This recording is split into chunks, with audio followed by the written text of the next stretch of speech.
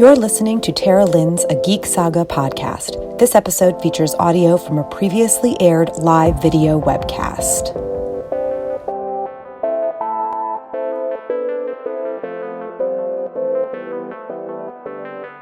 All right, we're live for, Drinkin Con 4.0.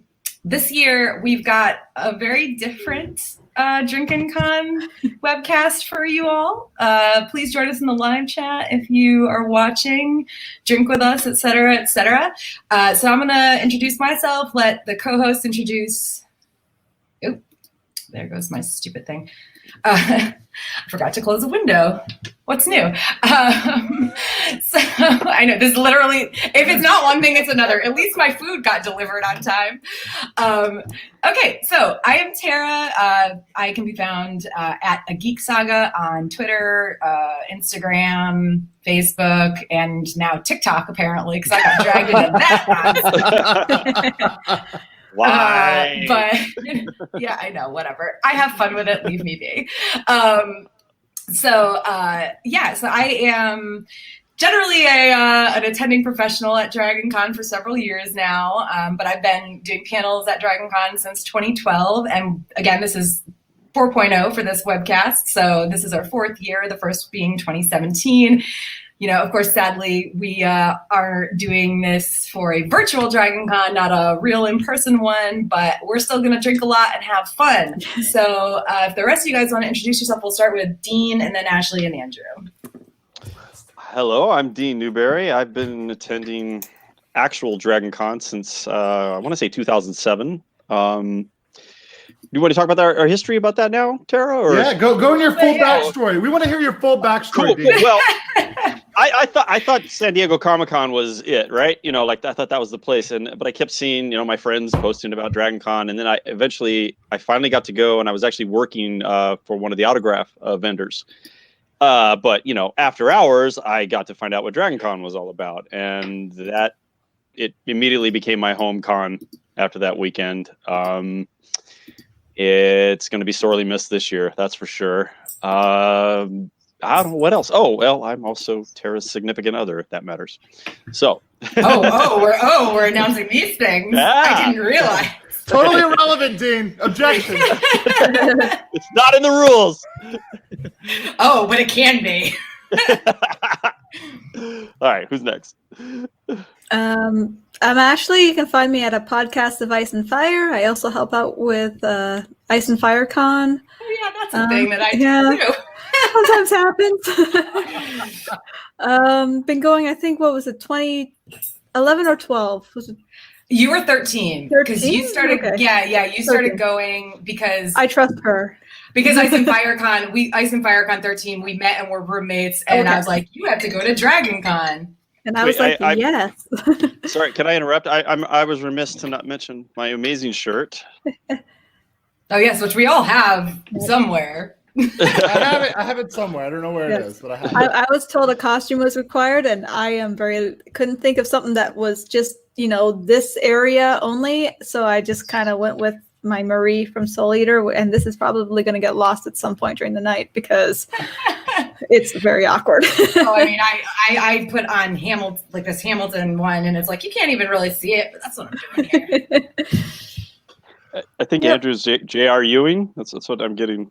Pretty much. I am 2020 embodied, and it's the shit that we threw together, and it's a fucking mess. So, hey everybody, I'm Andrew. Also on the small council for Ice and Fire Con. Oh shit, hold on. Much like that, can't even handle my mic here. But co-host of the Stats Check podcast, we're going to do a Dragon Con episode on my podcast at some point before Dragon Con. Normally would be way more caught up, but obviously this year is a little bit different. I've been going to Dragon Con for 9 years now. And you know what, guys, I don't care how you guys rule on this. I'm counting it this year. I'm like counting the timeline because I'm just going to get confused skipping over years. So I'm just going to count my timeline as if I did this year. I think this is like a free space in bingo, right? It's that, or I think if you had a hotel booked, you went. Yeah. Or generally, if you participate in one Yeah, bought a pass. Bought a pass. And also, if you participate in one Dragon Con thing, because you can do that for free, which we'll get into in a bit, but Right. you participate in, which is just watching a panel, watching sing along, whatever, like I think that counts too. We'll talk about that, Tara, but obviously you and I are on panels. Yes, of course. All right. Well, now that we've introduced everybody, we're going to go through some rules. Then in a bit, we're going to bring in some guests. But first, our drinking game. Yay! This is hopefully going to stymie the talk about the elephant in the room. I think it's stymie, Tara. Come on. Whatever. You're not that drunk. No. I like stymie because stymie sounds like that thing in your eye. Stimmy sounds like it's Fallout and it's like a miniature stim. It's like, oh, I'm going to give a stimmy to the kid in Little Lamplight. Anyway, so I'm going to say this once and then hopefully none of us are going to say it again. But mentioning COVID or the pandemic or anything similar to that and more than just passing is banned. The group as a whole, that means every single person, the group as a whole gets 3 strikes. So whether it's one person mentioning it 3 times or 3 people mentioning it once each, if we get 3 strikes, we have to finish our drinks entirely. So and we're probably also removed from YouTube. So yeah, we all know it's happening. We all know it's a thing. We all know it's why we're not having Dragon Con in person this year. And I don't think we really need to talk about it anymore. So that is a thing, and hopefully we won't have to deal with it again.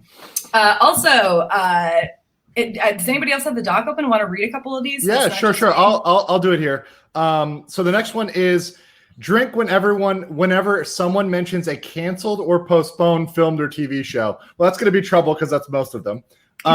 Legacy hotels are mentioned. Excuse me. I already mentioned it, so I think we all have to mention that whenever we talk about Legacy, we also have to do it in a Southern accent because that was established last year. I still wish I had a monocle for this, but I don't. So I'll read a couple more here. Dragon Con app is mentioned. Not sure that's going to come up ever, but okay. At least once. The word habitrail is used. Whenever there's an animal-related interruption, let's just put this on mostly Ash, like this side of the webcast. Like it's either going to be Ashley or Tara. And then, Tara mentions gloats about her professional status. That is for sure there. I swear that I erased that earlier. And going around, we have the biases. Obviously, we have Canada, Florida, and Fleet. So that is just par for the course, if we will. Yeah.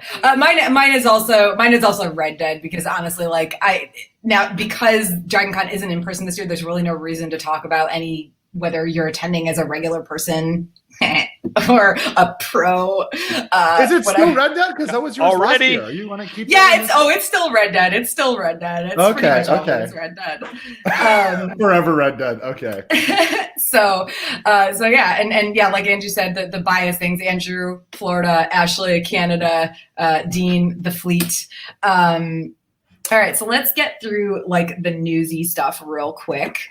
So quote unquote registration, they are going to send out badges. They were even selling them up until fairly recently with limited numbers available. But if you bought a badge, you are going to receive it in the mail. They haven't sent them yet, at least not as of 2 days ago, but I actually have something to add. I got an email from them today. Yeah, so do we. Okay, everybody got that? Yeah, it's not Oh, I didn't, so... Oh, I didn't buy my badge. Basically, they're going to send you your, not Dragon Con badge, but you have to give them your whatever name you want on the badge. So it's like they're going to print something out. Like I don't know if it's a sticker or what it is, but they're going to print it out just like if you were at the con and give you your call sign or nickname or whatever it is you want. Which is pretty cool.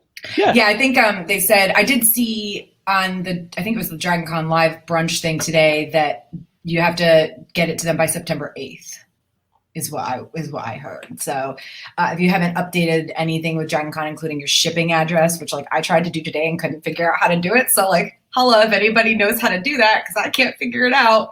That would be great. But so by September 8th, if you want to change your name on your badge or need to change your address or whatever, Other than that, I feel like new news for this year, like the obvious, DragonCon is virtual. You can use the hashtag DragonConGoesVirtual to see what all is going on. One of the things we talked about last year was them getting rid of the blue postcards. Which was going to happen anyways. Like that was on the docket. Right. No, it was. They weren't going to have them this year. I don't believe. I don't think anybody got them this year. Actually, here, let's bring in a couple other people. Are they eating? Are they eating? I can see people in the waiting room. I hope so. I think they're just eating. bring them on. We're doing it live. Right. We're doing it live. We're adding. Yes. They're muted though. I'm unmuting you. We're unmuted. We're unmuted. Oh, there you go. Hi. This Can is. you guys hear us? This is Carlos and Aaron, aka Blast and Drafter. They're friends of, well, mostly Dean and mine. I don't know if Ashley or Andrew have met them yet, but we've met them now. We've met them now. Hi guys, nice to meet you. Exactly. Perfect time to do this. So, did anybody get a blue postcard this year? That was gone, right? Last year was the last year. Okay. This was supposed to be the first year of their new system or something or other. Right. Yeah. Would resurrect it though because of this. Like just getting something is what I wanted. I just wanted something in the mail, man. And which you know, I think even they though, are. I think they're sending. I mean, if you bought a badge, you'll get one.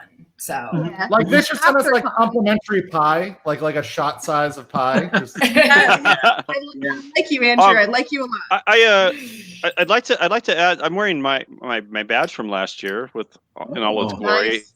but we have a pseudo celebrity in our midst. Some of you may have seen this around con. But Playing Carlos. This is the Carlos that is responsible. I definitely saw people that don't even know Carlos wearing those. So. That's what happens when you give people a free sticker. They're just going to take it because they want. It's all about length. Yes. No, true story. I remember at least a couple of times people had come up to me and say, "I heard you're the Carlos for this ribbon." I'm like, "Yeah, that's me." And they're like, "What did you do?" Literally nothing. Literally nothing. Somehow also everything. All right. So we were talking about like DragonCon virtual news. I have sacrificed my like very, very little free time and watched all of the live videos that have been on the DragonCon Facebook page, which honestly, if you haven't been, they're pretty fun.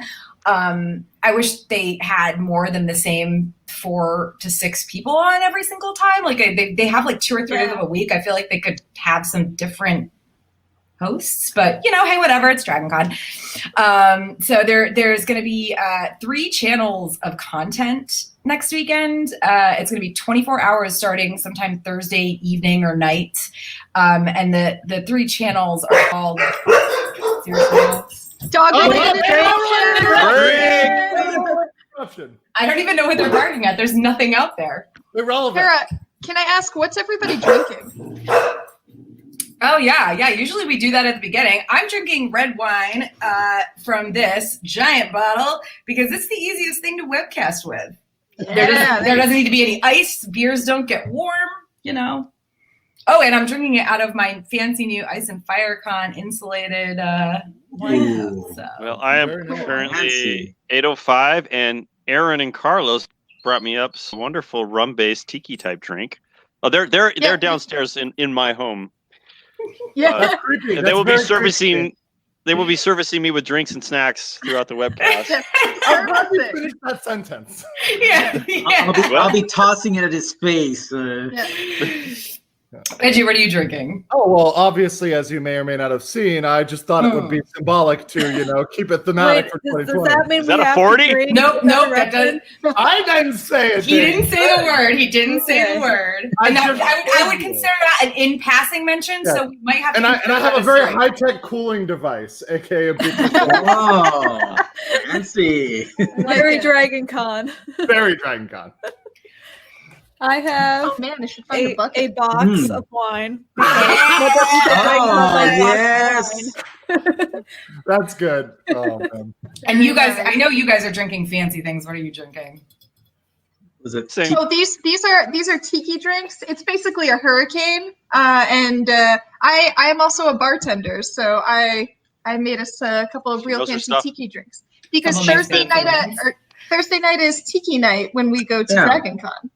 Yes. It is a good spot. Last year was the first year I really abused that tiki bar, and I got so good. so drunk. Yes. Glorious. I mean, how many? Were you doing one of the bowls, Andrew? Were you I sharing did one not- of the bowls? I did not do the bowl. I did the cash bar because I am impatient AF, and that is. Yeah, I do the tiki bar on Wednesdays the past 2 years. With Right. Dean. Wednesday night. Right. Yeah. We But, normally. That's just dangerous for me. Well, we're a Sweet group- room drinks make me sick, so that's Well, the limit for the weekend. You have to join us for dinner because what we do is we go to the Vortex, chow down on some massive burgers, And and then then we descend up on the tiki bar and we. And then you're we in a just coma walk until like Friday. that. Yeah, you have to have like a that. good base for all of the booze you're going to drink because rum is no joke. We get like 3 of those barrels to share between us. I'm surprised we don't die, but Dragon Con is you got to go for it. Oh yeah. I trained for You Dragon train your Con. liver the whole year for Dragon Con. Yeah, Dragon Con calls the week. I think to be honest, I start training like a couple weeks before Ice and Fire Con, which usually happens in April, and then it just never stops until like after Dragon Con, and then I'm like, my God, my liver needs a break for like 3 months, and then it's like my birthday and the holidays, and obviously that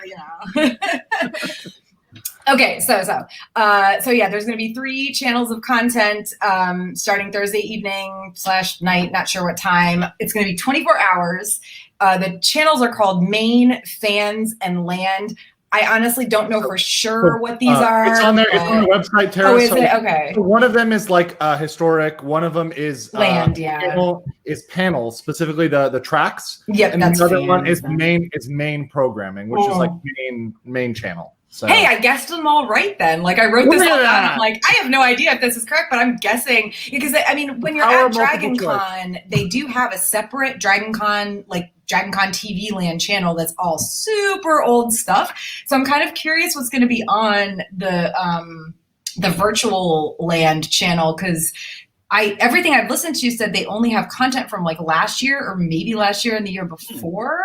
But I mean, if they're going back the way they do with Dragon Con TV Land, I'm not sure I'm back to like 2005 or something. It says right here, Tara, that it's years past, not just 1 year. And like some of the people they're mentioning here, like William Shatner and Leonard Nimoy, like Haven't been in a long time. Yeah, that's historic stuff. That's like back when I was a bad thought within my father. I was watching it and I saw they had the Adam Savage Mythbusters panel from I think that was like 2010 or something. That was a long time ago. Yeah.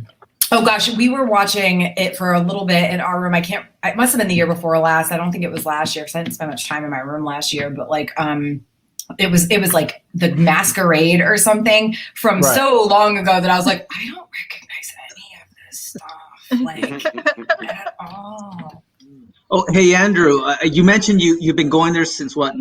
It's 9 years. I think I'm on the same track myself. Yeah, I think the first year I went was 2011. Dean brought me kicking and screaming, and then once I was there, it's like, oh, I see now. Why did Dean bring you?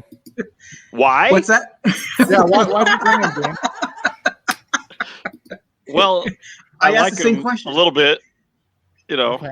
Dean, if Dean was in a relationship with anybody other than me, it would be Carlos at this That's point. true. It's kind of true. It's kind of true. And If that's what you were hinting at, Andrew. No, it wasn't. But I'll keep working you, Dean. I'll keep working. He's you. little spoon. Dean, you and I first started the same year, 2007, right? Because we came. I came because of think Fleet, that's the but year.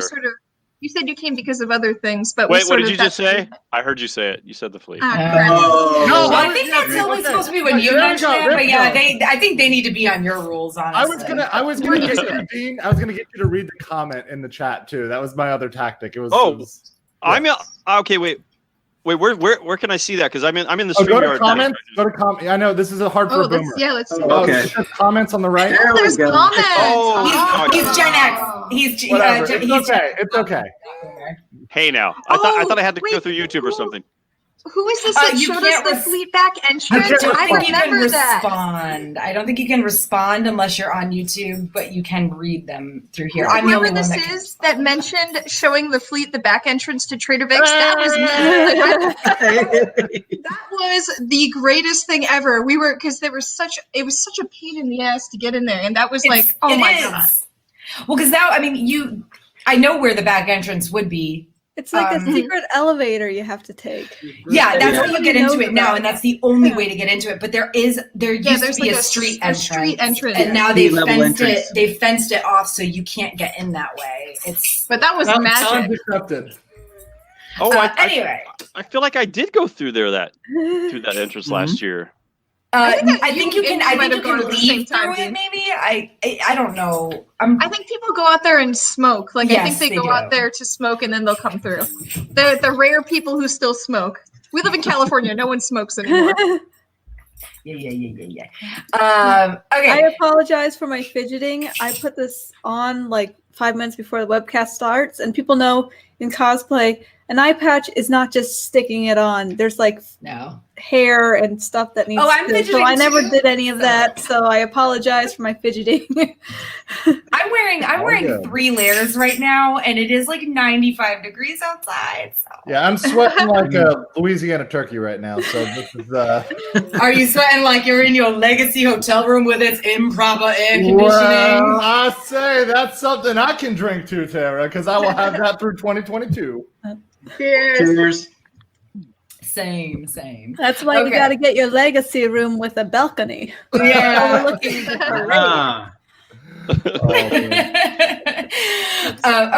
So anyway, I want to get through the news stuff real quick. So the live stuff that is happening next weekend, it's free, but only through the end of programming on Labor Day. If you miss anything and want to view it later, you can subscribe to Dragon Con TV for $10. And usually DCTV only runs through December. But Carlos, don't talk. We can hear you, ma'am. I hear you talking about. William Carlos is very on point. Yes, it is very on point. So usually DCTV only runs through December, but they fixed that, figured it out, whatever, and it's actually going to go for the whole year. So like $10 for a year. Like honestly, even if you don't have something you miss and then later want to watch, which to be honest, I'll probably pay for it because I have a bad feeling I'm going to miss a couple things. It's a good way to support the convention. And like, listen, we all know Dragon Con makes a ton of money usually, but I'm guessing they're hurting right now, just like a lot of other cons, businesses. Right. So $10 is $10. Obviously, a lot of us maybe don't have it right now, but if you do, hey, you're supporting Dragon Con, which is never really a bad thing. Have any of you joined the Dragon Con Discord channel? I don't have time for that. So Discord's always they develop and go so fast. I can never try to come. Yeah, it's not. They don't have threads, so you can't keep track of it. It's just the stream of consciousness. They do have a ton of separate. I do know that they have a ton of separate channels in the Dragon Con Discord. So like you can join which ones you're most interested in. But yeah, like I imagine that this is public and available to like tens of thousands of people. Yeah, so I just don't know that like I don't know that I can't I'm in like 3 Discord channels and I open Discord like once every 4 months to be like, oh yeah, I'm in Discord. This is a thing I do sometimes and I can't keep up. So but I don't even know what Discord is, honestly. It's mostly used for gaming. It's an online platform that also has voice. I use it for podcast recording too, which it works really well for. But a lot of groups are using it right now to connect with their fan base. Like if you have a Patreon, people will like have a Discord and they'll have people to chat in there. You can post images, which is kind of cool. But yeah, no, if they're open to the public, they're just like it works better if it's a small group of people because you can keep track. But if it's a large group, it's just like it's just a stream of like it's a chat room. So like if you have a topic like yesterday, it is gone. Yeah, someone is in the comments saying the Discord is a mess. It's hard to keep up with anything, and honestly, like you can't really blame that on Dragon Con per se because let's be real, they opened this up to a crap ton of people, and it's kind of to be expected. But it's a good tool though. Like Carlos and I, in the early days of Pokemon Go, there was a local group here that we would coordinate with through the Discord so we could go to gyms and things. I mean, it was fun for a while. Yeah, it works for Back in the smaller day. type communities, Yeah. but if it's big, you can't. Yeah, It's I mean, unmanageable. I'm a member of like a fandom one for this book series that I love, and it's like even that one's not that big. There's like a few dozen, I don't know, maybe there's 100 people on it at most, probably less, and I can't like. They all get into these like vast conversations, and I come in, you know, even when I was trying to check it every day, I check it once a day, and there'd be like so much. It's like I don't have time to keep up with this. Like, Maybe I'm old, Stuff. but I like threads. Is that weird to say that I prefer? That's old school, actually, but I get where you're going. well, and the channels, yeah, like the thing is, like the channels only help so much because they like it's never split up enough. But yeah, I remember back in the day when Twitter first started, before everyone had it, we actually, in this group that we're in that I will not name, we had one called the Olympic Carrier, and I think we were all in like the first 1,000 or 10,000 users, because that's how we at the con were able to tell each other where we were at Dragon Con. And it helped a lot of like the international people who didn't have a lot of data and things like that, who were using Wi-Fi, but it just sent a message like, we're all going to be here, we're all going to be there. And we did that for I think 2 years, and then like one day like everybody had Twitter, and we were like, oh, it's over. Okay, I'm moving some things around on the schedule so we can get through stuff. But does anybody know what the heck is going on with the parade? Because I keep hearing that there is a parade thing happening on Saturday morning, but like, is it I would not believe that, but okay. Well, no. So that's the thing. Like, my guess is that it has to be a pre-recorded thing from like last year or something, but they have not been clear on what exactly it is, which is why I'm like, so is there some sort of like? Yeah. I mean, technically it shows up on the website, but yeah. Yeah, it's very odd, like the way they won't like. Every time it's referred to, it's like, yes, it's a virtual parade. Is it a virtual parade? So it's go to the website, it's a virtual parade. So what does that mean, though? I don't know. I find myself walking down a hall and joining the parade. Yeah, you gotta wear a costume in my backyard and film it. I mean, I feel like that's worthy of a drink right there. Yeah, the fuck is a virtual parade. I'm not sure. All I can confidently say is this is the first year I'm sleeping through the parade. This would not be mine. I did the parade once because it was like, it's a thing I'm gonna do once. And Still never working again. on that once. Every year I'm just like, maybe. I did my time. We did our time. We marched with our group. I sleep. I'm hungover. I'm tired. You're really good about it. You're really good about following rules. You're dangerous. Like, very dangerous. I feel like I'm in fandoms that involve prep and heavy costumes. So like maybe if it was... Listen, my idea of the best version of the parade for me is rolling out of my bed at 10:20 a.m. Is there a bathing suit? Pouring mimosas for everybody and watching it from my legacy room high balcony. Okay, you're just abusing this rule now. I want to with a mimosa in my hand. I just don't want to do any of the work involved in it. Hey, Tara, 2021, I will be outside your door in the morning with some breakfast pastry. And as long as you don't show up before 10 a.m., you're good. That's not going to happen. Every year I tell people, do not show up in my room before 10 a.m. on Saturday. The parade doesn't even come by my room till 10:30.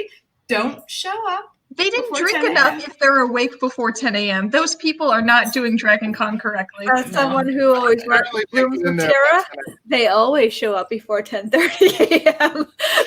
Yeah, Ashley, you had a visitor last year before 10:30, didn't you? Or the year before? When was that? Every year at least one person shows up before 10 a.m. Every year. 1 year it was like really bad though. It was like 9 or 9:15, and like the room, like the shades are still closed, and they're like, "Don't wake up, Tara."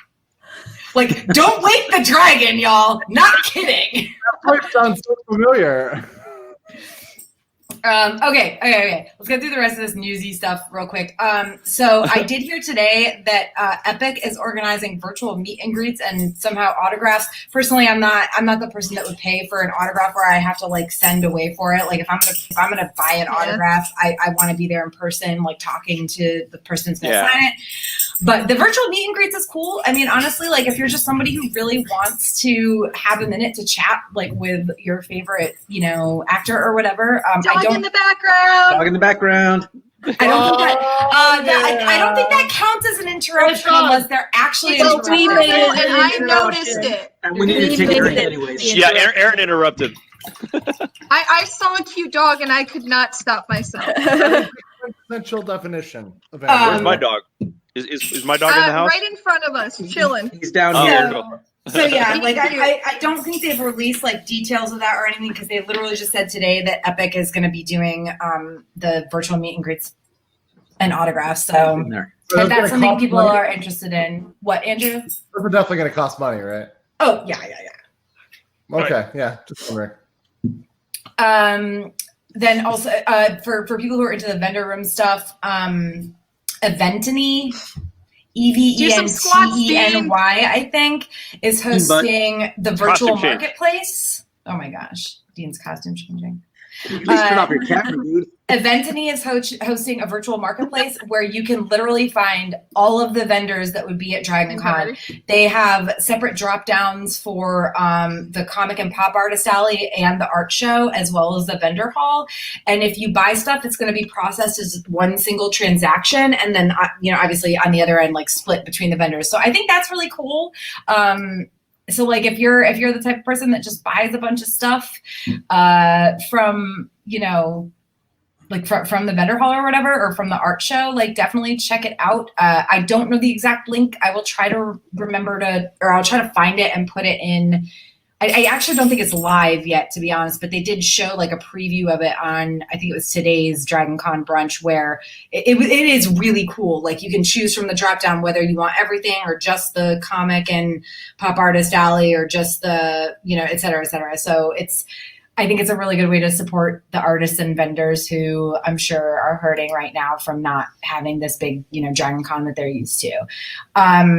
So you're not stuck forever in the shopping areas. Con, you can't haggle them on Monday for low prices.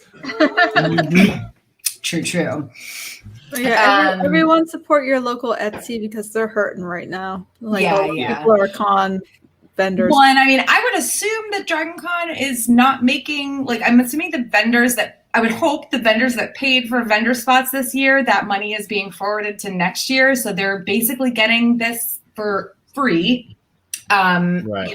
And I'm putting that in quotes. There might be some fees or something involved. And I honestly don't know. I could be wrong, but I'm guessing it's something along the lines of free-ish, because I feel like Dragon Con isn't like the type of convention that would make them pay for this, especially not the fees. You're not going to get those opportunity buys when someone walks by and they're just like, because I remember just a quick story. My favorite buy from last year from the vendors hall was this amazing, and I think you got one too. Yeah, I did. Beautiful wood carved puzzle, and it was a dragon, and it's a dragon when it's together, and then you can break it apart, but it's like an intricate, beautiful puzzle, and you got a wolf. I did. It's just a little simple 3-piece wolf, and I would keep it at my desk at work. It's one of these little reminders I have of my Dragon Cons past. I wish we had that vendor's name, but they were so beautiful. He said he did them all himself by hand. Like they had a small selection. They had an ad, and now I'm mad I didn't buy it because I was going to buy it this year. And it was a good price too. But I will check that out and see if I can find that person in the feed, because he said he was a regular, and there's so much good stuff there. So I'm sad that we won't get the chance to troll it in the same way. Just like walk down the lines and be like, yes, this me. I got money left. Yeah. Monday when you haven't spent as much money as you really wanted to, and then you just spend twice as much as you needed to. What's that feeling like? I don't really identify with that feeling. I don't usually buy much from the vendor's room, but I think it was 2 years ago. Somebody had a replica fertility idol from the beginning of Raiders of the Lost Ark. I don't know. It's downstairs. Yes. Hey, Carlos, grab it. Hold on. It was a beautiful piece. And it was only like $80, and it's amazing. He's going to show us right now. Only he says, only. This is my let me plow through the rest of this stuff real quick. So if you want to submit a love note to Dragon Con, very shiny. Yes, very good. If you want to listen, we got things we gotta get through, guys. It's 8:35. If you want to submit a Dragon Con love note, you have to do it before September 2nd, which is literally just you telling Dragon Con why you miss and love them.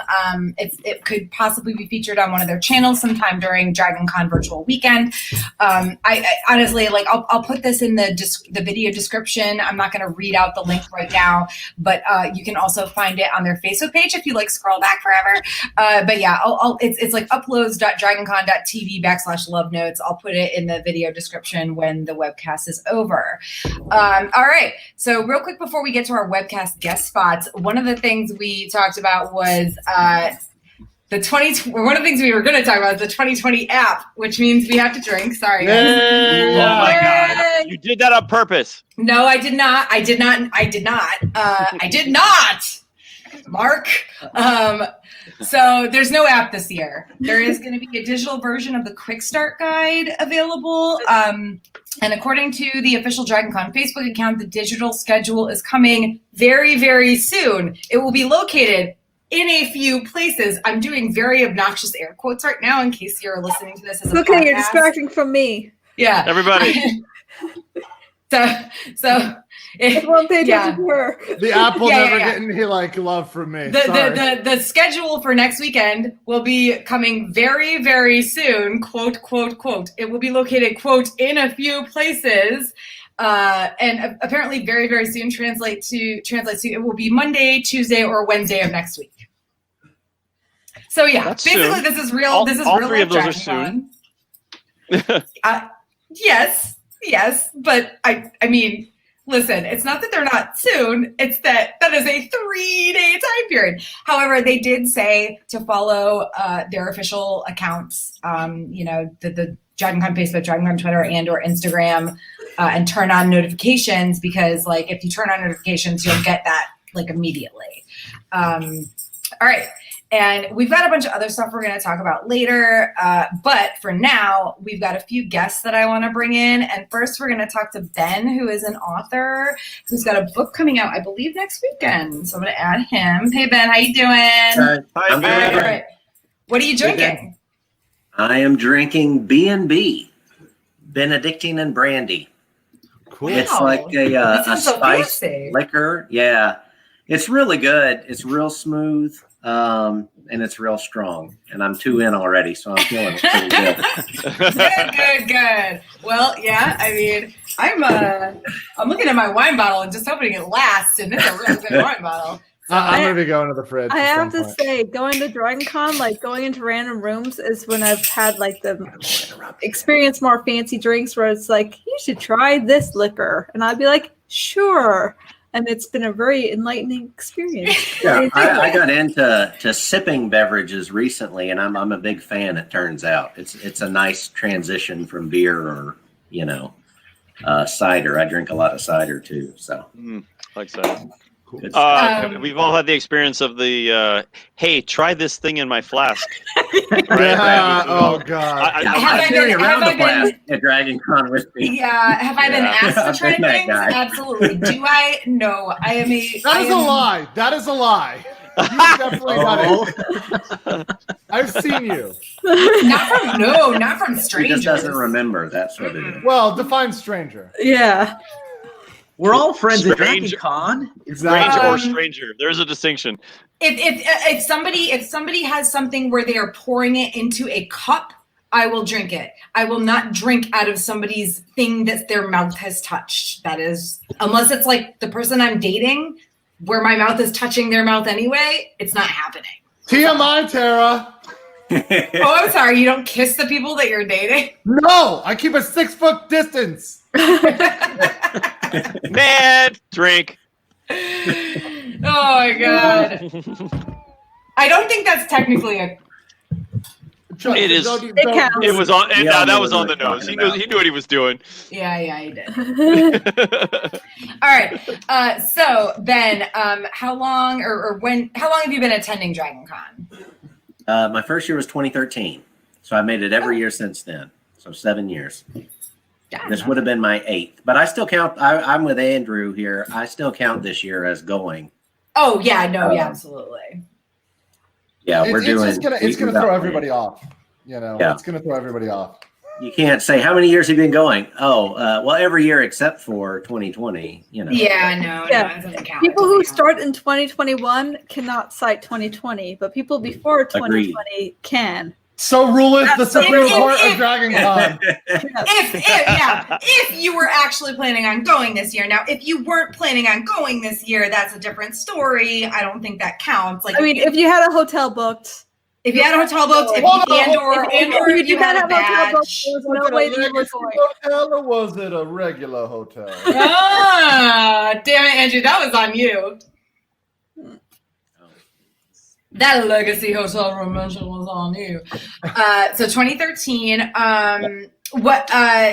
What do you usually do at Dragon Con? Like, we wanted to bring in some people who usually use Dragon Con as a way to like promote themselves and stuff. And I know you're an author, so like, what do you usually do at the con? And just funsies stuff is good too. What would you be promoting if you were there, if anything? I normally go to at least some of the writing panels, not as many as I used to, because in 7 years they tend to repeat themselves a little bit. Agreed. Same. I tend to pick 1 or 2 now, that are applicable to what I'm doing and go to those. Other than that, I hang out in the Marriott and people watch. And what would you be doing or promoting specifically this year? I mean, because I know you mentioned to me, I think you have a book coming out, right?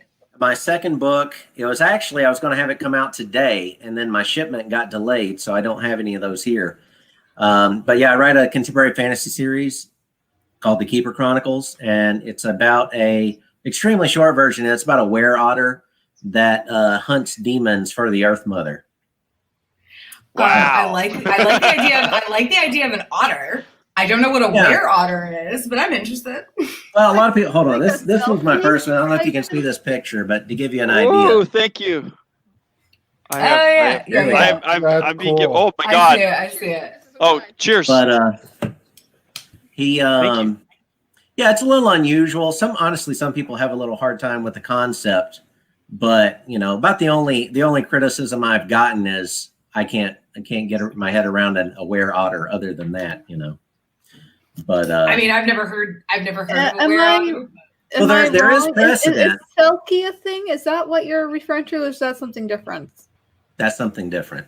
Okay. No, there is actually were otter mythology out of Alaska. There's a story of a prospector there. I don't remember the year, but he was ran off his claim by a pack of were otters. They came up out of this river and chased him off, and from what it says, he never went back and just abandoned everything because he was so scared. Well, how did he know they were were otters and not just regular otters? Probably the whiskers. What's the distinction? What? and like, are were otters transformed like at night, or is it like at high tide? Like what? Oh yeah. Is it the moon or at will in my mythology? At will. Okay. I like that better. Yeah. I like that. Yeah. I abandon a lot of the whole traditional shifter kind of trappings. So it's pretty unique. You know what I mean? You're not going to find much like it, but it's good. I like it. Are there other were creatures about? Like their enemies or something? I've got his apprentice. He's a keeper. So his apprentice is a Doberman. I've got bears, coyotes, raccoons. Drake. They're not creating this issue. Just about any animal that's a predator, you could potentially see as a shifter in my book somewhere. Ben, the question from the chat, I do like this from Gentleman Judson here, was, do they go full otter, or is it half human, half otter? Both. Oh, okay. Wow. So yeah, any shifter can take an human form, animal form, or a mix of the two. I call it Crassus in the book. So they just want like a claw. He can just. Wait, do otters have claws? Yes. Yes, They also have yes, thumbs. they do. If you've ever seen it, like sea otters are gigantic, man. They're like huge, like 4 feet plus long. Like That otter. they're also very rude. Just FYI, like otters look super cute, but they're not cute. They in could all do a other ways. We're not gonna get into that. They're kind of like dolphins in that you don't want to. No, their morality, they don't have it. Yeah. No, they're not as nice as people think, for sure. All right, so what was the name of your book series again? The Keeper Chronicles. Creeper Chronicles by First Ben book Meeks. is Petrified. Yeah. Okay. Second book is called Betrayal, and September 12th now is my date. Okay. Well, and we'll I'll get all this information and add it into the video description as well. So there's that. So we're gonna ask the next question, which is, are you doing anything personally next weekend to make it seem more like Dragon Con weekend, and if so, what? I am sticking as closely to Dragon Con as I can. I already had the time off, but I normally go with the same friends. We share the hotel room every time. And so now we're just getting together and I'm going over to their house. I'm getting together with them there for the weekend. We set up projectors to watch the Dragon Con TV on. We are we're going to try to cook some of the stuff that we normally eat because I like to get the same kind of thing. So we're like sticking as close as possible to our normal routine. I seriously thought about trying to make Spaccos next weekend.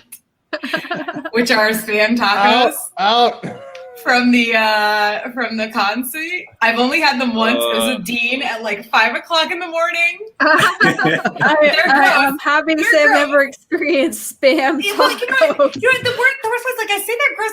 They're gross in like concept, but like when you're drunk at 5 a.m., they're actually not gross. Everything is awesome. At 5 a.m. It's just like food. Yes, thank you. So I guess next weekend. I guess next weekend I just have to order pizza constantly. Actually, Yes. Tara, we are. So Carlos is going to come hang out at my place. This is our like our I'm going to say our bubble? Corona thing, our bubble. Yeah. And, You said it. You said it. I know. God damn it! That's strike number 2. But what we're gonna do, so the first night, Wednesday, is always we go to the tiki bar. So we are doing, we're going full out tiki. We will post pictures. It's gonna be ridiculous. But before that, we always, people always go out to this burger place, the Vortex. So we're gonna grill burgers, and then we usually have a Brit party, the British party. My roommate's British, so we're gonna have the damn British party, gin and tonics the whole night. And we're going to have tequila, our own tequila town, tequila drinks and margaritas the whole night. We're going to make drink ever. Yeah, Yep. Very British. We always do pizza during the British party. We always order it in. And my roommate's gotten into the whole, he's making his own bread. And he's been making the most insane pizza crust. You had one last week. God, it was excellent. I've been gardening, so we picked basil from the garden. So we're doing all that. We're going to wake up in the morning and go to the only Caribou coffee in all of Los Angeles, which is in a Einstein bagel. I'm going to get my dark hot chocolate. We're going to have breakfast sandwiches. We're trying so hard. I ordered panberries, the African hand pies. They're going to be arriving in time so I can have those like I always do in the mall. We're trying so hard, you guys. That's great. Well, okay. So Ben, what food are you guys making? We like to go to Meehan's. We get the meatloaf. It's like meatloaf, mashed potatoes, and green beans and stuff. So we're going to make that one night. We're talking about maybe going down to Panda and picking up some stuff to simulate the food court. Other than that, we don't know yet. But, we're still figuring it out. Carlos and I have an annual Chinese. There's a Chinese restaurant that's around the corner from. I think it's the Marriott, right? Yes, I think so. Yeah. And every time I've tried to go there with you guys, it's been closed. So. Yeah, that's the thing is that we go. We usually fly out on Tuesday, so it is like after we've gotten packed, we've gotten our stuff shipped back to our home addresses. It's the last place we visit before we jump on the MARTA to get back. Shipped back via. Yeah. Under his googly eyes. Under his googly eyes. here. Please sign here. I feel like you should have put googly eyes on your glasses, love. Oh. I don't have them. You messed up. All right. So we've got another guest I've got to bring in a minute. So Ben, I just want to ask, what's your favorite Dragon Con memory? Okay. I know like top of all time is hard. I've been thinking about this one a lot, and I've met some celebrities, and that was kind of cool, whatever. But honestly, okay, my third year, it was the second year I wore my Deathstroke cosplay. And I had made some upgrades from the first year. The first year, it was pretty well received. It was the right costume for me because, everyone doesn't talk to you, but the real fans of it will stop and talk to you. And that's kind of my attention, the amount of attention I like. But so the second year, I made some changes to it. And nobody is saying anything to me about it. Like nobody on Friday. I wore it on Saturday. Nobody says anything to me at all. Right. And now I'm starting to feel bad about this because why is nobody saying anything to me about my costume? Right. And I was walking into America's Mart on the bridge, and this guy stopped me and gave me a little, business card. And it said like, hey, you look awesome and that kind of stuff. And it really just made my day. Aww. Yeah. I had an experience like that. 2013, I believe. My significant other at the time and I dressed as John Marston and Bonnie McFarlane from the original Red Dead Redemption. Yes, I just mentioned Red Dead Redemption. So. Nobody knew, everybody knew who he was, They're like, it's John Marston and that girl. I'm like, are you kidding me? That girl. She is the second most important character in that. And she's not the character you play, but she is the one you see the most of the entire game. And it's a lot of hours of gaming, but fine, whatever. But then I think it was literally the very end of the night. We got in an elevator at the Hilton to go play Game of Thrones drinking game up on one of the, the 5th or the 12th floor or something with a bunch of our friends. And we got in this elevator and this girl busts into the elevator with us, runs in last second. And then she stops and she's like, "You're John and Bonnie!" And she and got a picture of us. I don't know what happened to that picture. I don't know what happened to that girl. I never saw her again. But it was the most legitimate. Oh my god, this is the one person at this convention who knew who I was. That's what it's all about, man. Just that one person. Yeah. It was all worth it. The stress, the building of the costume, it's all worth it for that one person. To be fair, this wasn't a really difficult costume to make, but it was just this. I was really excited about it because it's sure, John Marston, but he's got his body too, and we were a couple, so it's a couple's costume, and it's fun. That girl. It's John and that girl. That girl. I had I'm gonna jump to a different con just for a second. It doesn't matter what the con was, but I mean that just related to sort of that. My daughter and I did X-23 and Logan, from the Logan movie. And we walked into this convention, and the first person we ran into was one of the creators of X-23. It was ridiculous. The first person that took a picture with us at the con was one of the creators of X-23, and that was that's pretty meta, right? that was pretty cool. So, I don't know. Cool. All right. Well, Ben, I'm going to let you go because I got to bring in our next guest. But thank you so much for joining us. And like I said, I'll add your information to the description and everything. Yes, I want to read about were otters and other were creatures. Check out my website. I do. Yeah. I don't know if I have to remove you completely, but we'll see. You might still be in the waiting room for later. I don't know. It's up to you. You can leave of your own accord if you want. But thank you for joining us. All right, thanks, guys. All right. Bye. Cheers. All right, now we're going to add our next guest. This is Danny. Danny's a good friend of mine. He's a big cosplay photographer at Dragon Con. What you drinking, Danny? I actually got Disaronno. Oh, nice. I have some Disaronno in my kitchen. That's a good choice. So very good. I've had it for a while. So you got the whole bottle. That's very Dragon Con of you. I like my it. morning drink. And this is a Disaronno glass because I bought the gift set. So, I remember that. So Danny, you've been in the waiting room for a little bit. Yeah, have you been keeping up with us, or you've been drinking with us? no. I've been watching, but I don't know the rules. I know Red Dead is one of them. Just keep drinking. Wait. Can we make one of the rules? If you don't know the rules, we have to drink. I guess we can.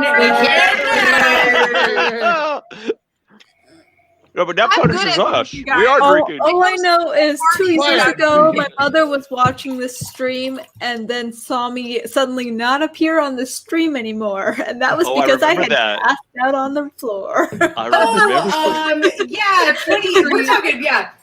2018 was a bad year for this webcast because there were things that happened.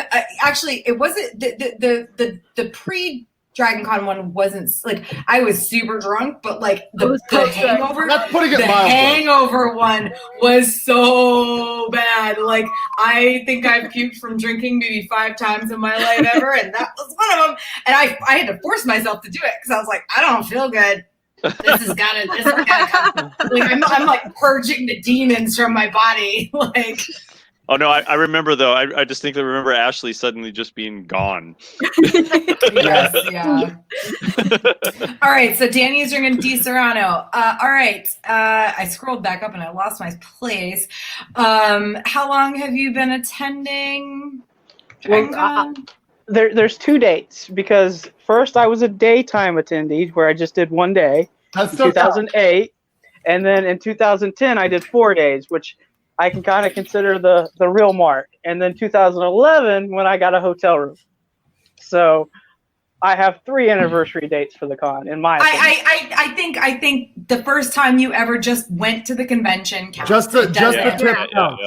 Even honestly, I feel like even if you just went to the parade, it counts. Like that. That's mostly what I attended that day because I really didn't know Dragon Con at the time. I had gotten a digital camera about a month prior for my birthday and went, and I was like, my family.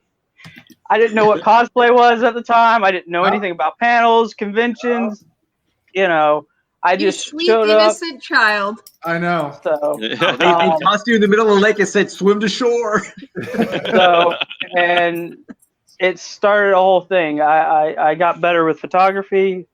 I worked my way up from a power shot to a nicer power shot to a DSLR to where now I shoot groups of like 200 plus cosplayers versus just walking around the con taking solo shots, which I still enjoy.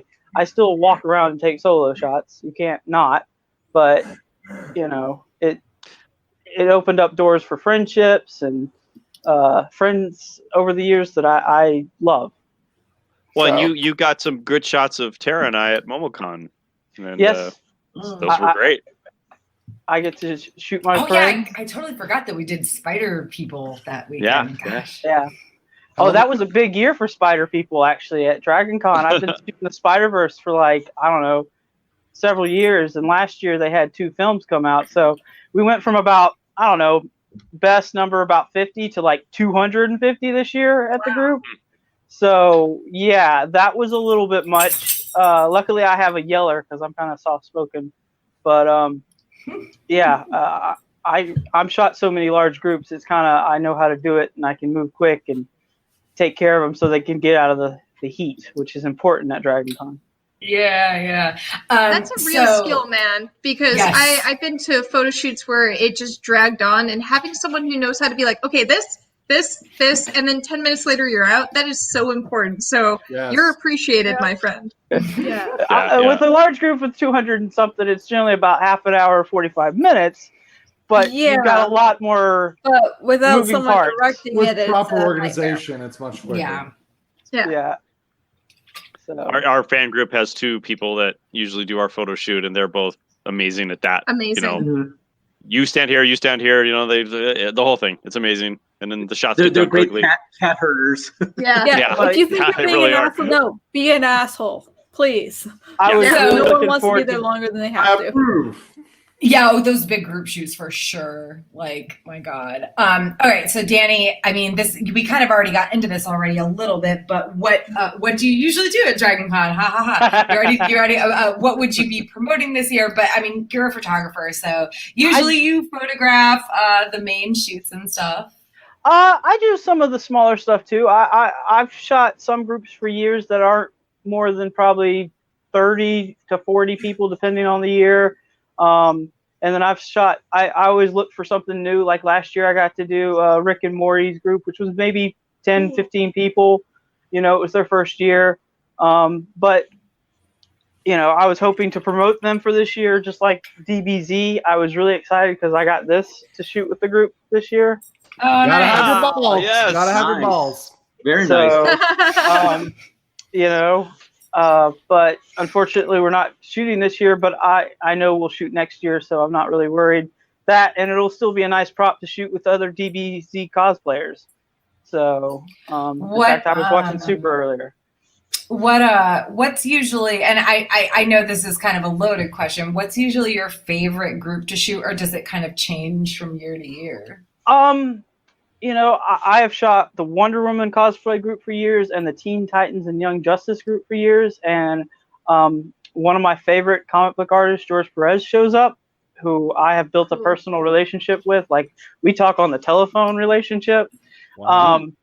So, like, I met him in 2010, and we started emailing back and forth. I sent him some photos, yada, yada, yada, and we've just built up a relationship. Like, he's literally stopped doing signing at MegaCon a few years ago and said, "Hey, Danny," and came around and gave me a hug. Like, there's 40 people in line waiting on him to, like, sketch stuff, and he stopped for a second to say hey to me. So that right there is, you know, something I get the privilege of, you know, holding on to forever. All right, can we get a drink for the name drop? Because that was solid, man. Yeah. That was Name good. drop. Name drop. Interesting thing, Danny. I see George. I think George stays at the same hotel in the same branch that I'm in, because I see him all the time. What hotel would that be? It's like, hey, Mr. Perez, he'll wave. He's a real super nice guy. Ask again, Well, Andrew. Do and it. I know most people. Would it be Dogs. Drink for dogs. Dogs. the Hyatt? Yeah, sorry. Uh, He was digging under the bed, and I couldn't figure out why. Be It's sorry literally for dogs. it's half a wiffle ball, y'all. I don't even think that's half of a wiffle ball. I don't know where this That's like came a from. quarter. I have never given my dog a wiffle Hashtag ball. Dragon Con lost and found. You know So- what? If it brings your dog happiness, that's all that matters. Except for the fact that he eats things, and then he poops them out in the yard. that's So- we'll be a good mom and get him another wiffle ball.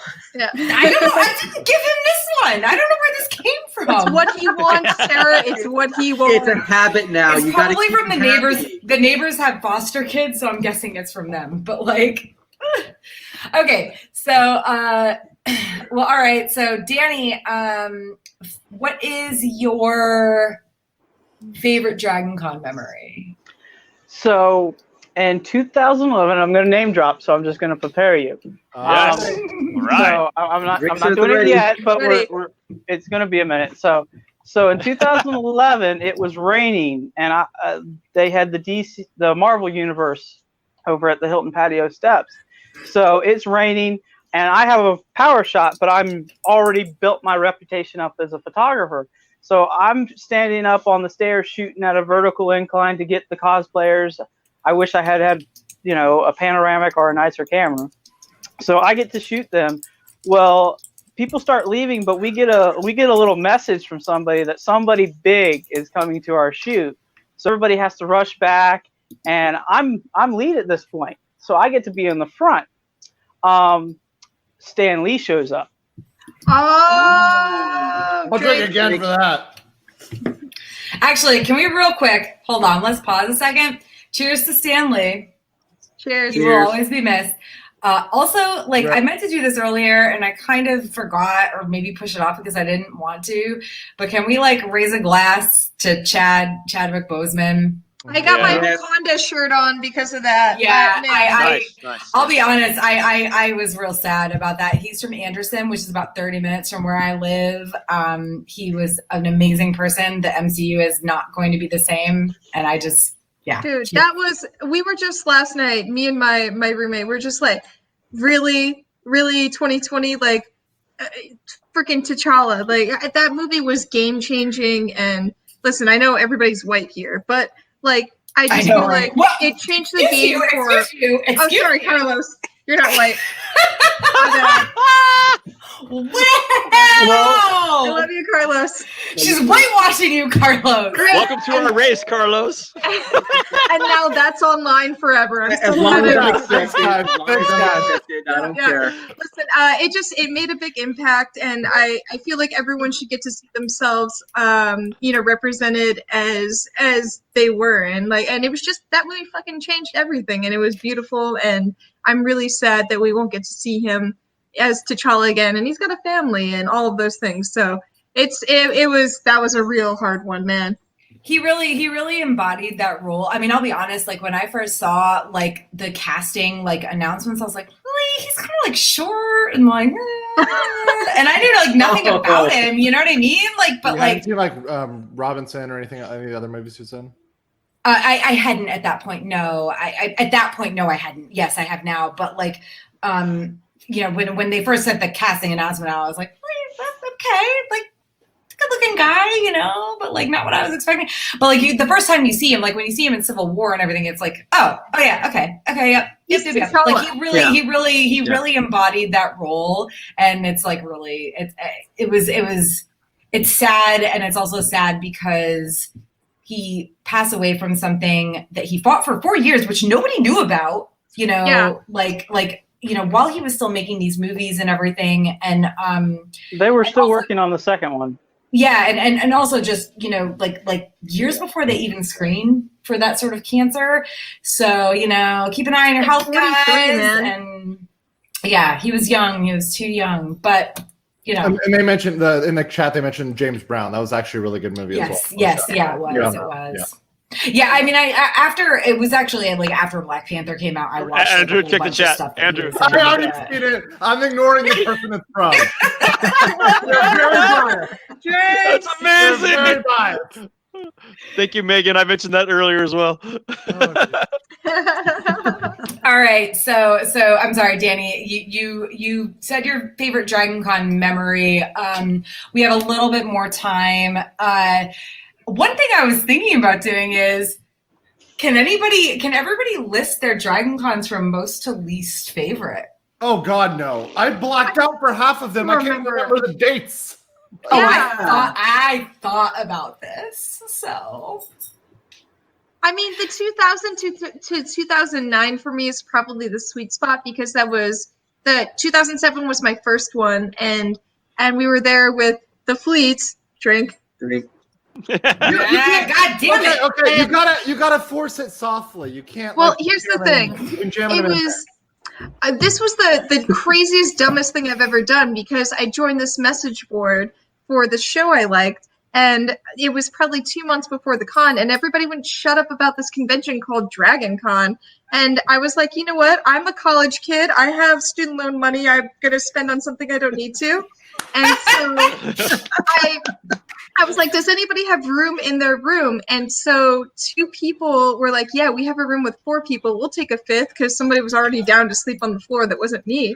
And so I booked a ticket, and then I get there, and I'm supposed to meet one of them whose call sign, because we all have call signs, Blast and Drafter.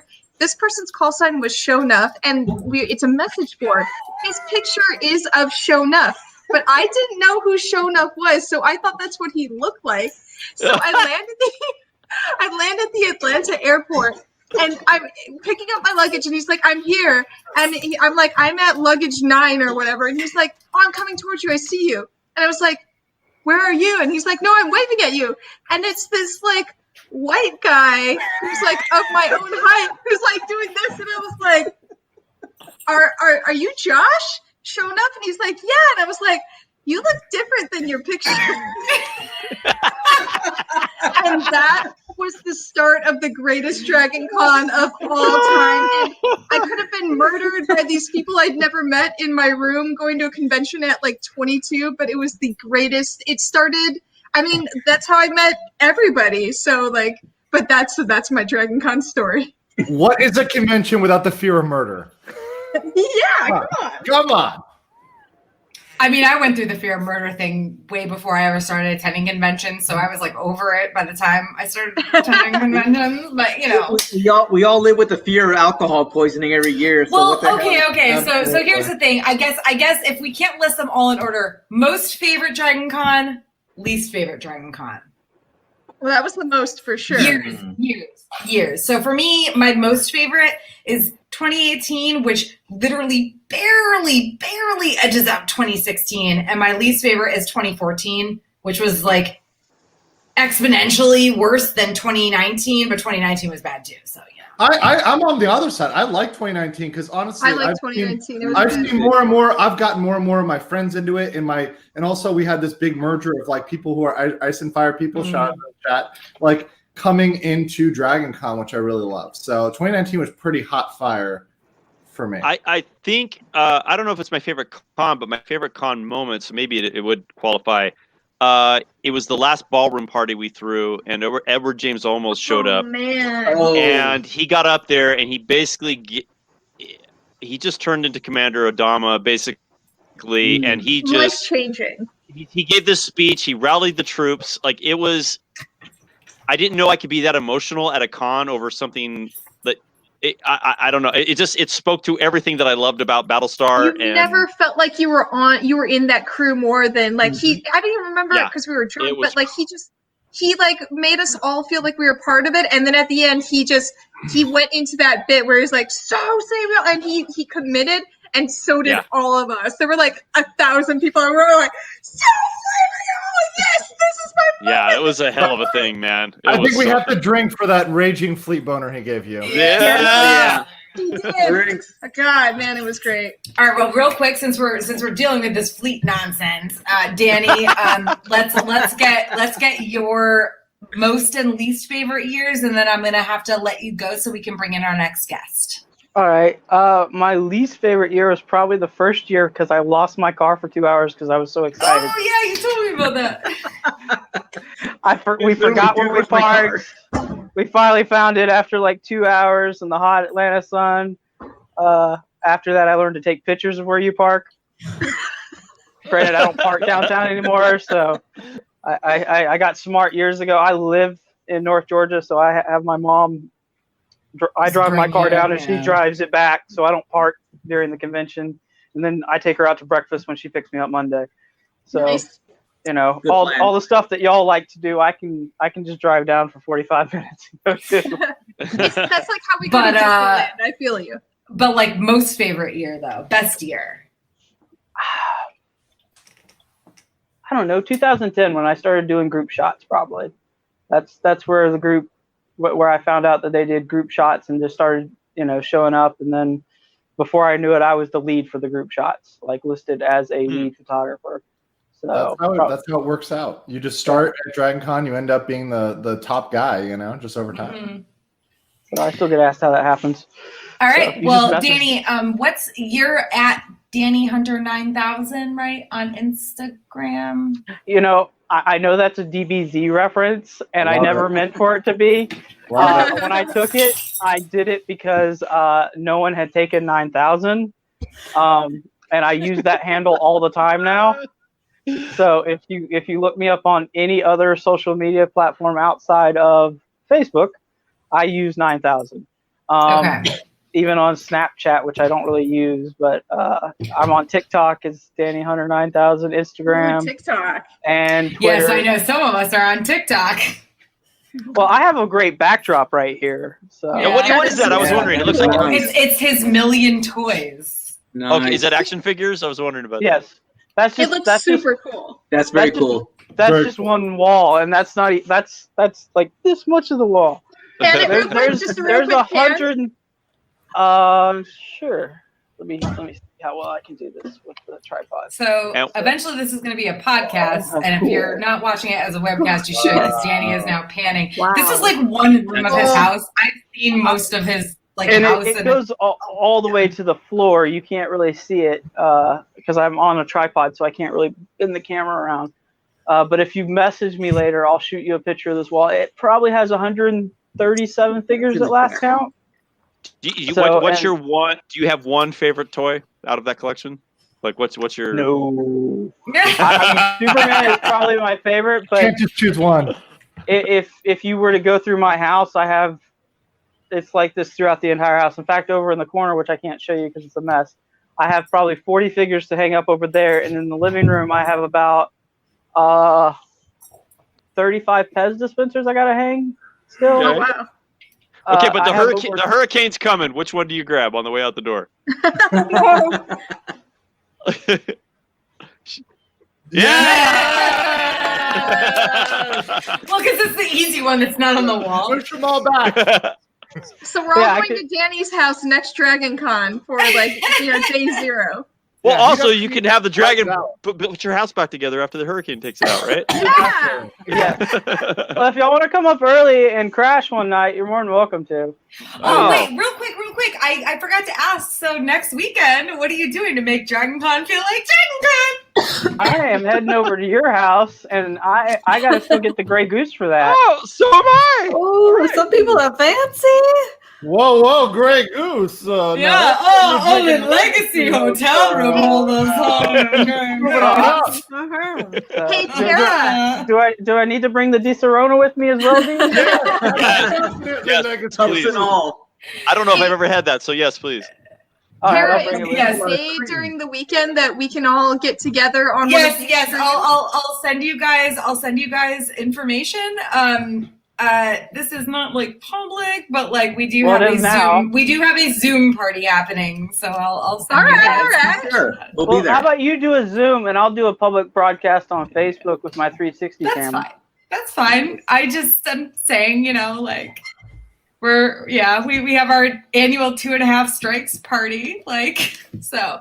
All right. Well, Danny, I'm gonna let you go. Thank you so much for joining us. We gotta bring in our next guest. Good to meet I'll you. talk to you later. Heart you. All right. Oh my gosh, there's so many people. Remove. There we go. Got me drinking at an aggressive pace. All right, now we are adding. All right, let's get this out of the way. He's a member of the fleet. Everybody. So, Drink Wheel. How's it going, guys?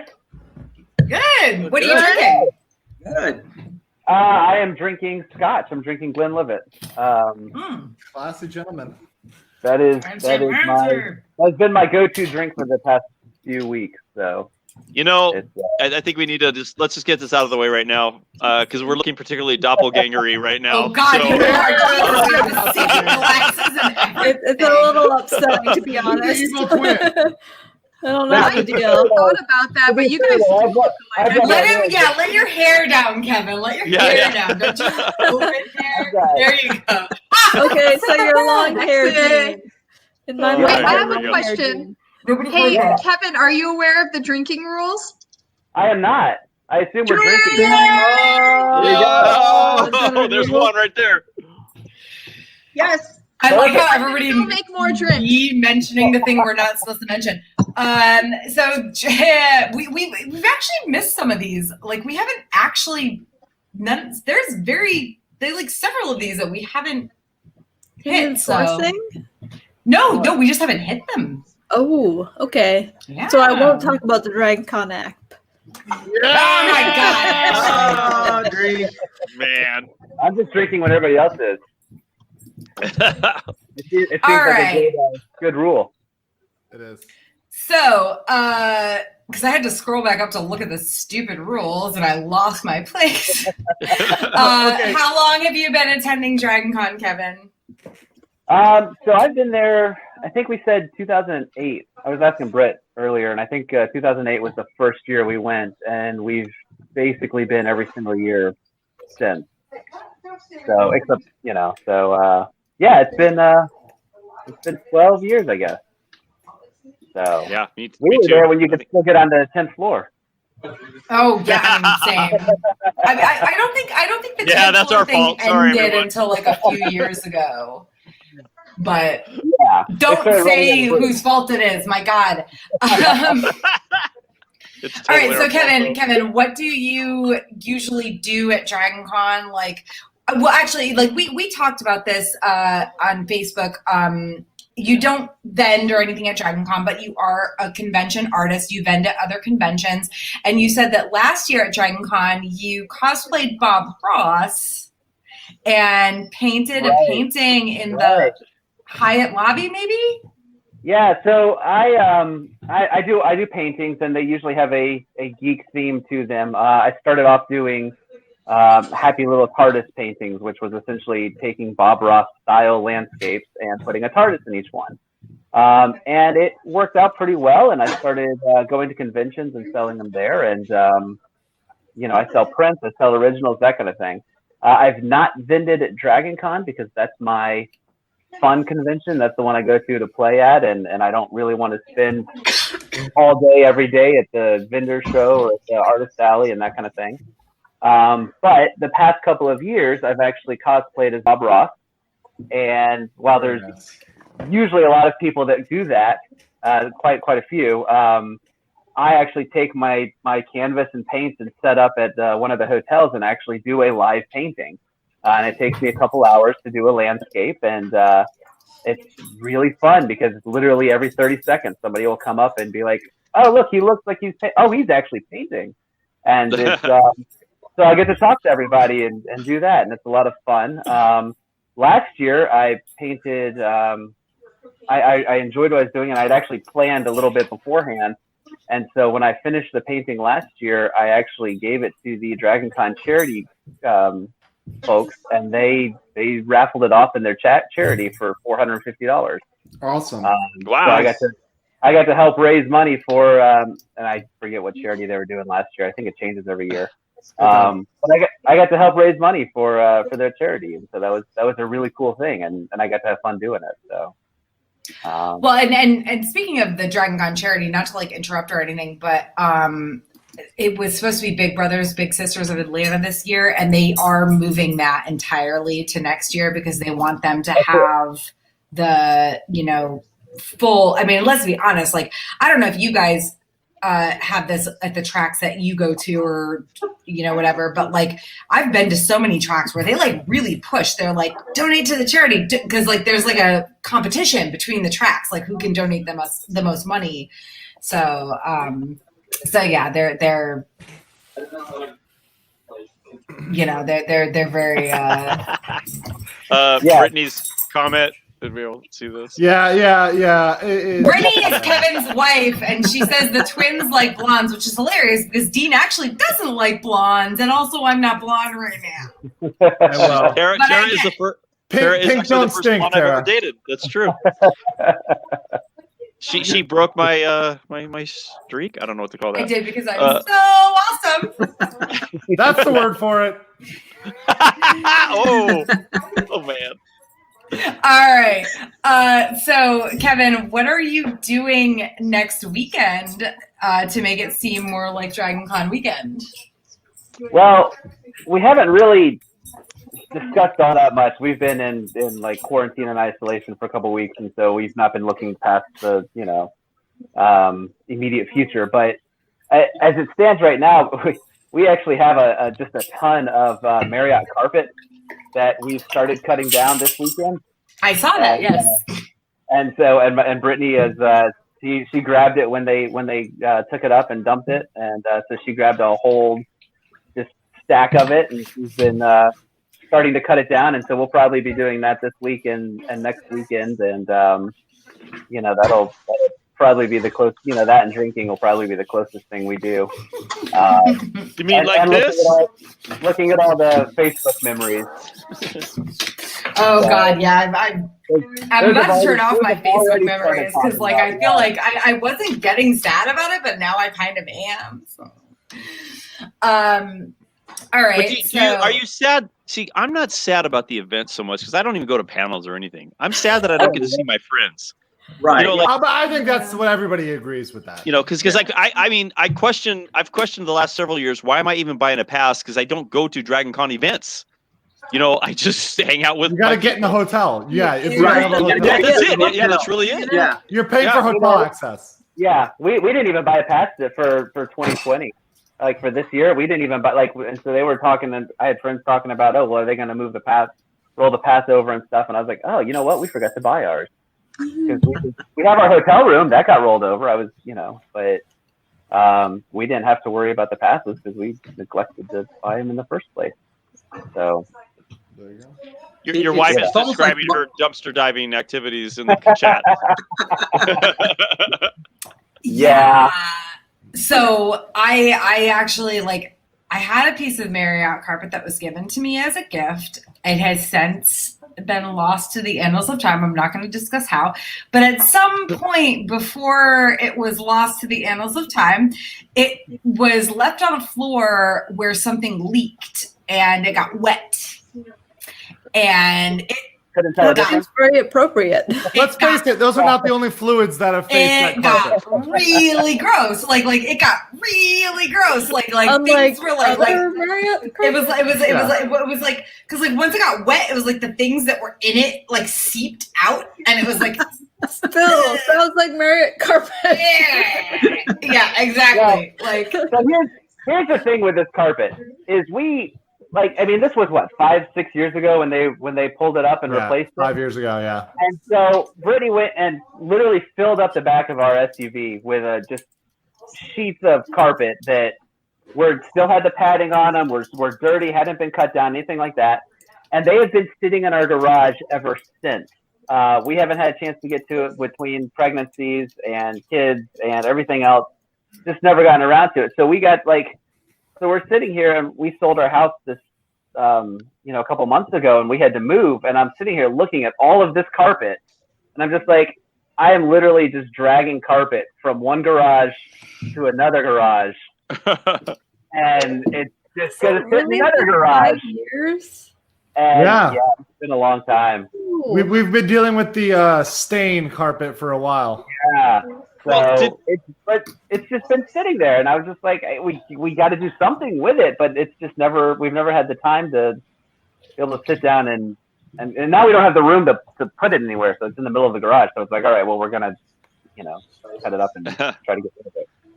So. What was I don't know if I don't even know what year this was, but did everyone get to witness when Volpin made the carpet a meme? By showing up in their army costumes, their Marriott camouflage. That was one of the coolest things I've ever seen. And then the next year they had a Barbie before Jeep everybody was doing it. Right. Yeah. And the next year they showed up. They had all these Barbie Jeeps that they had painted with the Marriott, somehow, and they were driving around in their army. They're the big wheels. It's crazy. It was so cool. Yeah.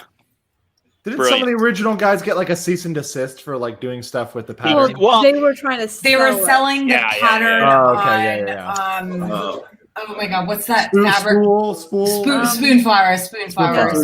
Yeah, which is absolutely hilarious because Spoonflower sucks because I tried to buy fabric from them and they fucked it up completely, and I'm like, hey, you fucked up my fabric completely. Give me my money back.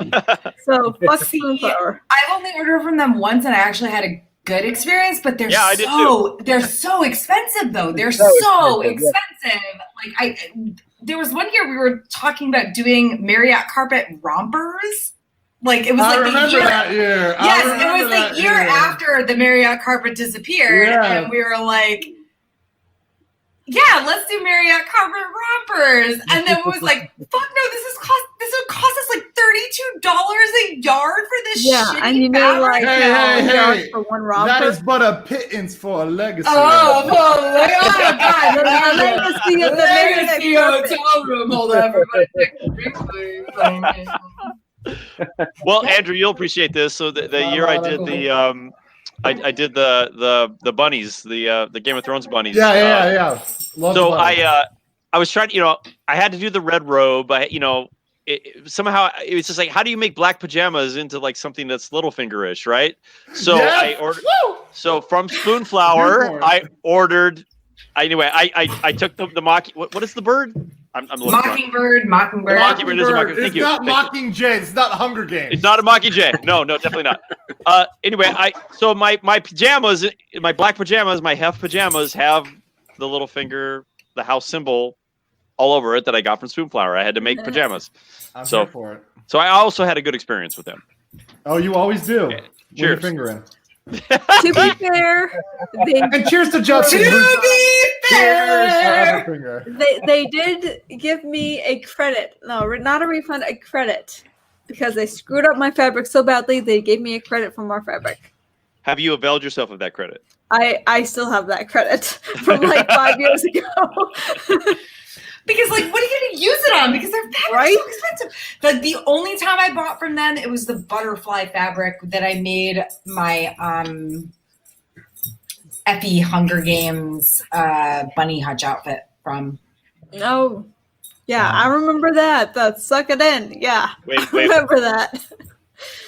Tara, who was there like Mockingjay on 100 that? pounds wet, was told to suck it in. Oh my God, yes. Some old dude tried to take a picture of me, and he told me to suck my stomach in.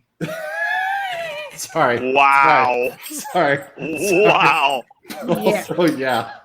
Listen. Yikes.com. Tara, who could probably run an Olympic race. Right. Literally, I think at the time. Yeah, Tara has done multiple half marathons with me. At the time. Yeah. At the time, I weighed like maybe, and I you know what, shit. It doesn't matter what the fuck I weighed. Like I could have been heavy. It doesn't matter. You don't tell a girl to suck her stomach in. Suck it in, Tara. Ever. Hey, Kevin, can we see your paintings up close, please? Yes. Please show us your paintings, Kevin. Sure. Are those your paintings? Wow, I didn't know. All right. So let's see if I can do this with my phone, not being able to see it. So there's one of them. This is called Serenity, and there's a TARDIS kind of tucked right back in there. Mm. And then I've got a large version of the Enterprise that is that's amazing. It's exactly like the one from Picard's Ready Room in Next Generation. And that was okay. So I started doing Doctor Who themed ones, and then as I moved along, I went to Star Trek, and I've done a Harry Potter series. I've done right now I'm in the middle of doing a Disney series. So it's kind of fun. I just kind of bounce around to whatever fandoms I enjoy and paint those. So they're beautiful. I've been watching you because we're all friends on Facebook, but seeing your paintings are amazing. I'm waiting to see a Voyager up in those Star Trek paintings. That's that one's on the list. I have a very long list of paintings to do, and that one's the Cerritos. The fact that you actually took this other hobby and added it to your costuming hobby, and then you sit in the hotel lobbies and you paint. It's cool. Insane. Yeah. It's amazing. I really admire this. It's really cool. Yeah, I have a blast doing it. I've realized that a blast, you say? Exactly. As much as I enjoy painting, I really like painting when other people are around and watching and that kind of thing. And so I've done some plein air paintings and where people can just come up randomly and talk, and Dragon Con's always the best. And I think I'm going to try to do that at other cons I go to. But it's always a bit tricky trying to figure out how to transport all of the paintings along with everything I'm selling, and still have time to drink with all of my friends and stuff afterwards. So that is very important, Kevin. It's so important. The is of selling the paintings at like the artist alleys or vendor halls or something is it's like, okay, I want to go and sell paintings, but I also want to be able to hang out with my friends that are at that particular con and whatnot, and be able to drink with them and hang out with them, and not just be completely exhausted and dead and stuff. So it's a fine line of trying to figure out which cons I could do that with and which cons I can't, because there's some where I'm just like, well, I can't, like Dragon Con, there's no way I could vend and actually get to hang out with all of my friends. Yeah. At the same time, I'd have to choose one or the other, and I choose my friends at that one. There's a lot of other ones that are a bit more lax, and it's easier to sit there and be like, okay, I can do the artist alley for, during the day, and then still be able to go out in the evenings and not really feel like I'm. That's how Ice and Fire Con is. It's like Well, I know you also have 2 bebes, so yeah, right. I that's true. have 2 kids, and usually the cons that I'm working, Brittany's doing something there as well. Like the whole reason I started this was we were shooting.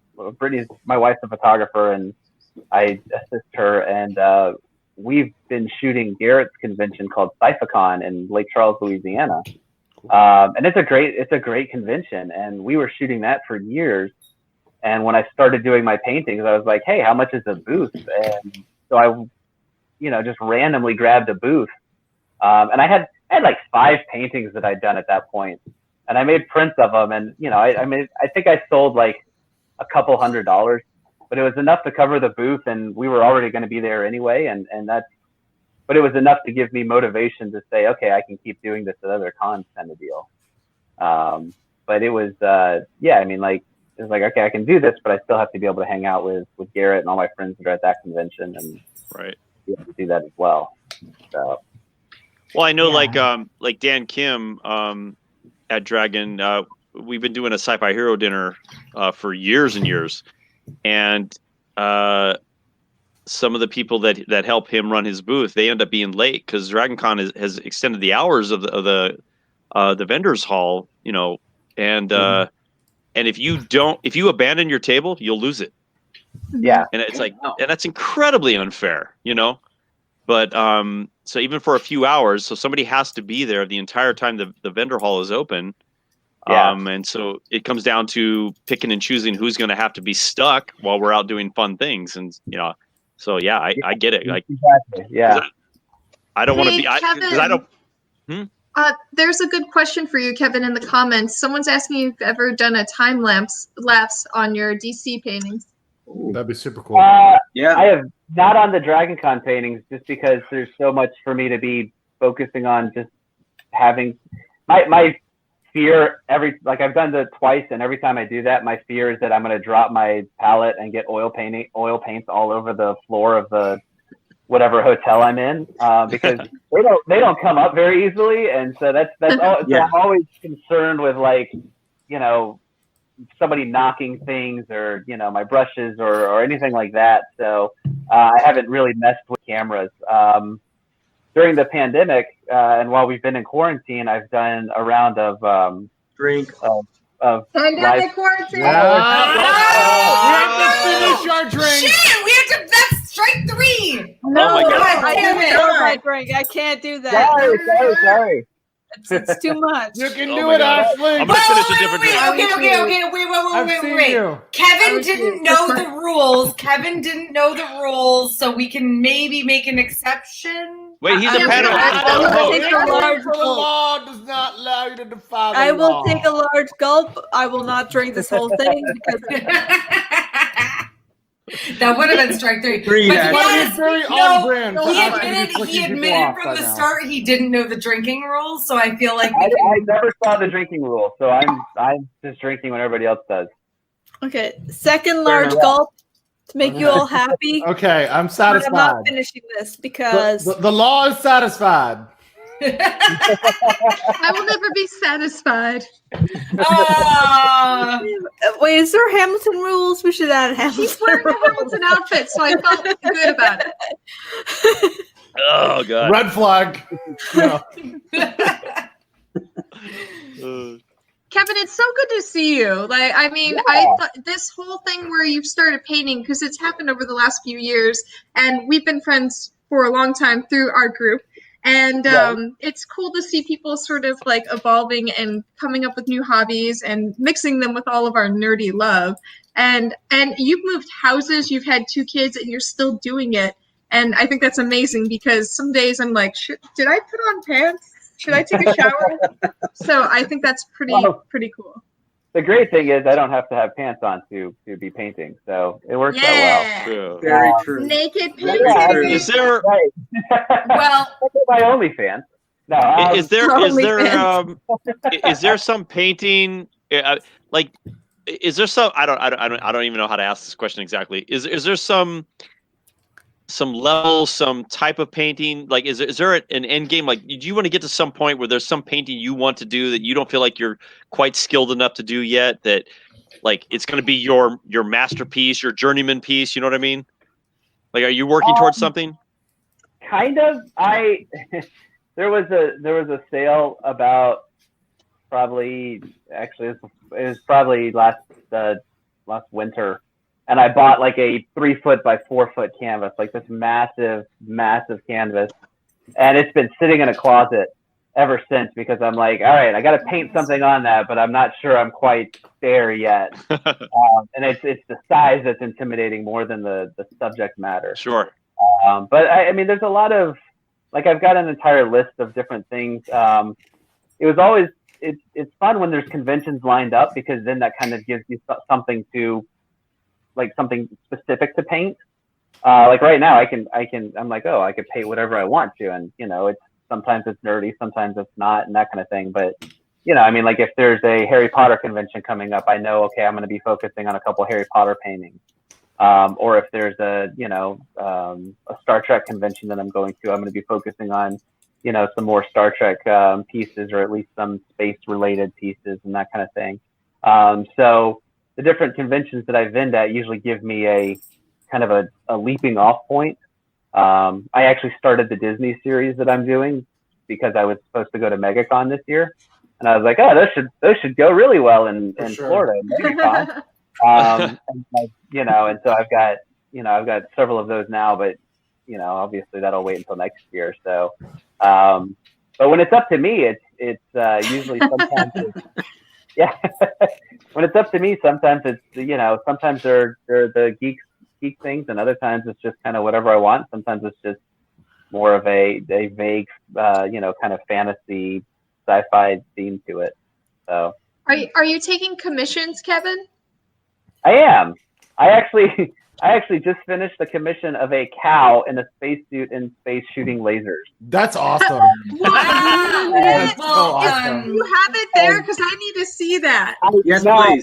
I already delivered it, and I actually never posted it on Instagram, so I'll post it on Instagram later. It doesn't exist if you don't put it on the gram. Exactly. You know, Kevin, come on. Well, we will, Kevin, we'll share like your Instagram, whatever, Twitter, whatever you want in the video description. Like after tonight, I usually get that stuff up within 24 hours or something in the YouTube video description. So if you take commissions, like just, you know, shoot me the link where. Yeah, it's all on my website and that kind of thing. Okay. And you know, it's kind of fun to do. We're getting a what is Kevin's Instagram question. What is your Instagram? I will respond. You may have some sliding into those DMs, Kevin. The Instagram is Happy Little TARDIS. Like all spelled out. Happy Brittany's Little on top of TARDIS. Yeah. Brittany's on top of it. She's already responded. Yeah. Oh, there it is. Shout out to Brittany for being awesome. Yeah. So the website, happylittletardis.com works. I'm one of those people, I collect website domain names, so I probably got maybe 6 or 7 of them that all point to the same place. I'm the same way, yeah. Thanks. You know, but wait. Well, what's the other ones that aren't? You got some weird ones that aren't related that point to it. So I've got happylittletardis.com. I have Yodalorian.com. For my Mandalorian series. I have Happiest Paints on Earth for my Disney series. I have Wizard Views for my Harry Potter series. I have Art of the Nerd for kind of an overall. Don't say the words Harry Potter. Don't give J.K. Rowling any money. We're not going in. Yeah, we're just not going to touch that. No, it's wizard. It's a wizardry. It's a struggle right now. No, you're not speaking. We're not touching this. Hey, Kevin, I have a question. If I were to contact you about, so I noticed most of the stuff is pretty realistic. Do you do any sort of abstract-esque art? Sure. Because I would like to do a Ahsoka Tano style thing. Sure. I would like to do an Ahsoka Tano piece of art for my wall, but I'm not so much into the realistic. I like something that has a little bit more of a different vibe. Can I contact you for that? Yeah, absolutely. All right, cool. I'll have several questions on kind of sizes and colors and all that kind of stuff, but I could do that. Cool. I love it. Yeah. I mean, I know I've talked to you about this, Kevin, but I should get serious about this commission. But Battlestar fans will understand this completely. I want a log cabin with a raptor park next to it. Ooh, okay. Cute. Yeah. Yeah, I like that. And I mean, straight up, I would love for you to find an actual Bob Ross example of a log cabin in a forest, and then just drop like copy that, and then drop the raptor in there, because that would be sick. You know? Yeah. Absolutely, I can do that. I would love that, man. I feel like that deserves a fleet drinking, because like there's so much.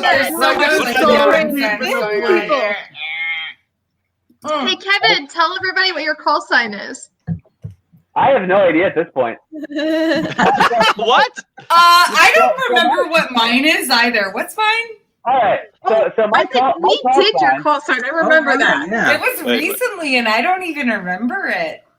Well, we were very drunk. Call Do you sign remember, is Dean? complains about a call sign. I kind of like that. Dean, what was your call sign? It was something funny. Man. Anyway, Kevin, what was yours, Kevin? Crap. Okay, so my call sign started off Lockdown. My call sign was lockdown. Thank you, Brittany. God damn. Brittany has all the information. Thank God Brittany's in the comments. My call sign started off as sober. +1. I was gonna say step 1, but it's +1. It's +1 because Brittany joined the fleet first, and then she just spent months just answering and talking to everybody. And so every time we were doing anything, she'd be like, "Oh yeah, Kevin's coming. He's my +1." And so that wound up being my call sign. And then when Kaylin was born, I changed it to +2. Yeah, I remember that. Now I feel like +2 doesn't work, and then I can't change it to. Well, you're +3 at this point.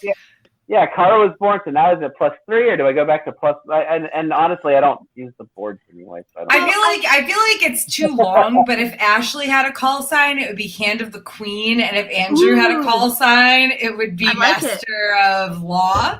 So. Sure. Well, it's gotta he already has a call sign. Not by any choice of anyone else. Andrew already has a call sign. It's Andrewed. We know this. Well,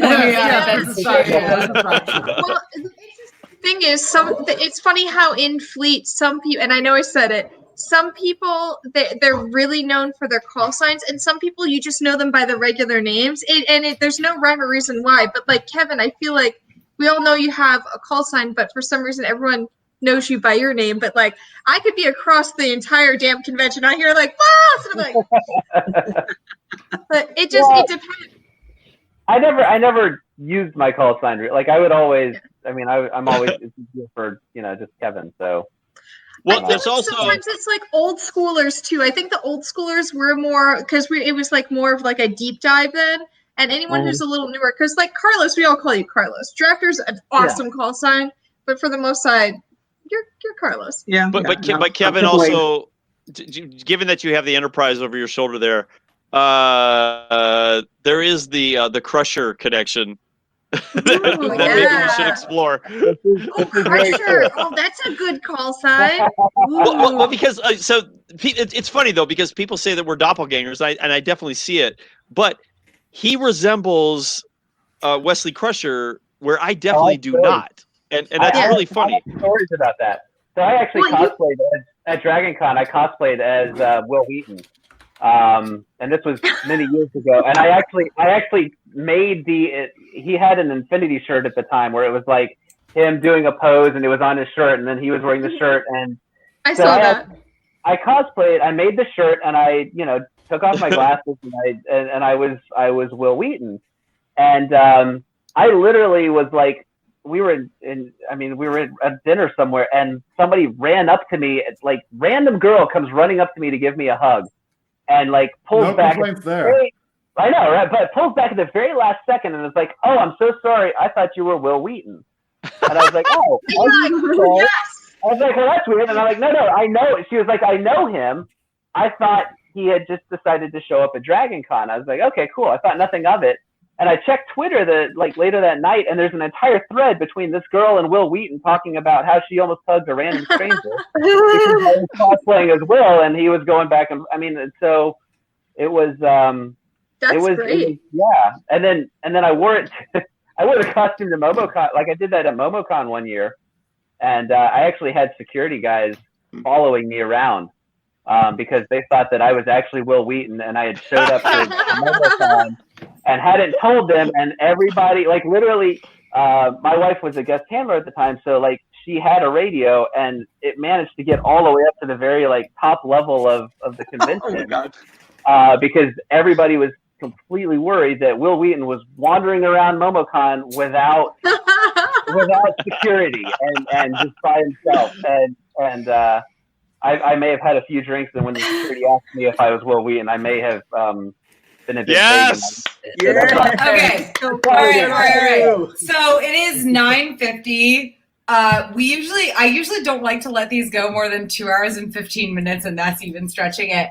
So is there any official stuff we are doing or excited for Dragon Con?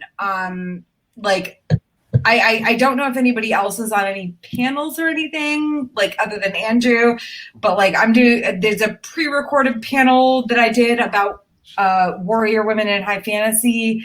I'm hazarding a guess that it's going to air either late Saturday afternoon or Saturday evening, or Sunday at 10 a.m. or Sunday evening. And that's, I recognize that's a lot of nonsense. Why are we doing this again? Is that? Yeah. Yeah. But we also have when does it air? We also have Game of Tricksters at 1 p.m. on Saturday. Yes, and you are moderating as head trickster. Oh. Yes, thank you.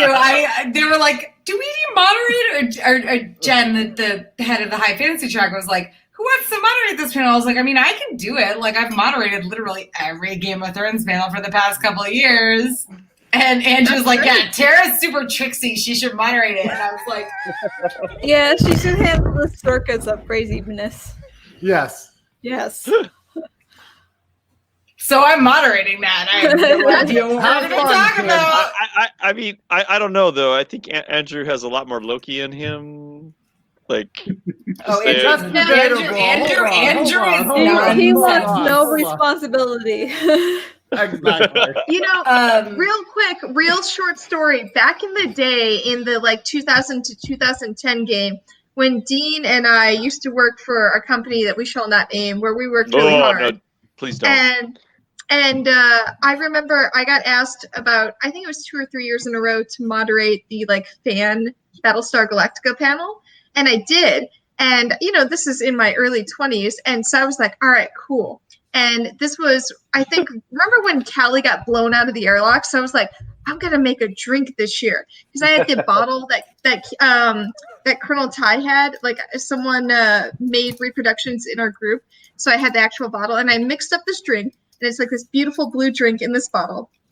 And I was literally moderating this panel with like 3 other people who were also nerds, but I was like, I'm giving out shots to everybody. I checked ID. I'm a bartender. I checked ID for everybody as well, because there were, you know, a couple young people. But we're rocking this panel, and you guys know, anyone who's moderated a panel, there's always someone on the panel who doesn't really, like, you got to keep it moving. There's a flow, and like, yes, we're well aware. We are well aware. Oh my God, right? And so not only am I keeping this panel running, I'm giving out drinks. And let me tell you, the second year that I did that, my panel room was full. And the third year, I got a notice before we started where they're like, we don't know if you should be giving out drinks at your panel. And I was like, I checked IDs, and they're like, you know, it's not against the rules and you're in the hotel, but we just can't be sure. So we'd prefer if you didn't. And I was like, does that mean no? And I still did. And then they didn't ask me the next year. Trust me. I have had some really bad fan panel experiences. Oh my God. So we don't need to talk about that though. Yeah, never mind. But anyway, I gave out the drinks that I deemed the Blue Cali. They were great drinks, and everyone had a good time. I have not had this drink, by the way. Can you make it now? You can have it. Not right now. We don't have any Blue Carousel. You can have the tiki drink, and you'll like it. So Andrew, are you aggressive. on any? Well, I know you're on another Game of Thrones panel on. Yes, our anime panels did not get responded to. Those people, I love you, anime panel, but they're super negligent and they really don't answer emails very well. So, like, I don't know what the fuck's going on. To be fair, they absolutely could have not had like they could have not had the space to do literally anything. And also most of the ones we applied for are better if they're in person. We are going to do our anime shipping panel again, which went really fucking well last year. So we're I'm super hyped about that for 2021 or 2022, whatever. We'll get back to it. Don't even say that, my friend. 2021. That's what's happening. Yeah. Sure. Absolutely. Shh. We're not talking about the thing that the animal in the room. We talked about it. That means we have No, we didn't. All right. So, what are you doing this next weekend, Andrew? I know you're on at least one panel that I'm not on. Yeah, panels. Oh, and there's this Zoom party, but it's like kind of, it's kind of between my friends, and I'm really looking forward to that. And there'll be shut up! I'm going to the Zoom party. We're all going to the Zoom There'll party. be other shenanigans that'll be going on during the weekend. I'm very sure. But you're on another panel that I'm not on, the other Game of Thrones panel. Well, of course, I'm always on more panels than you.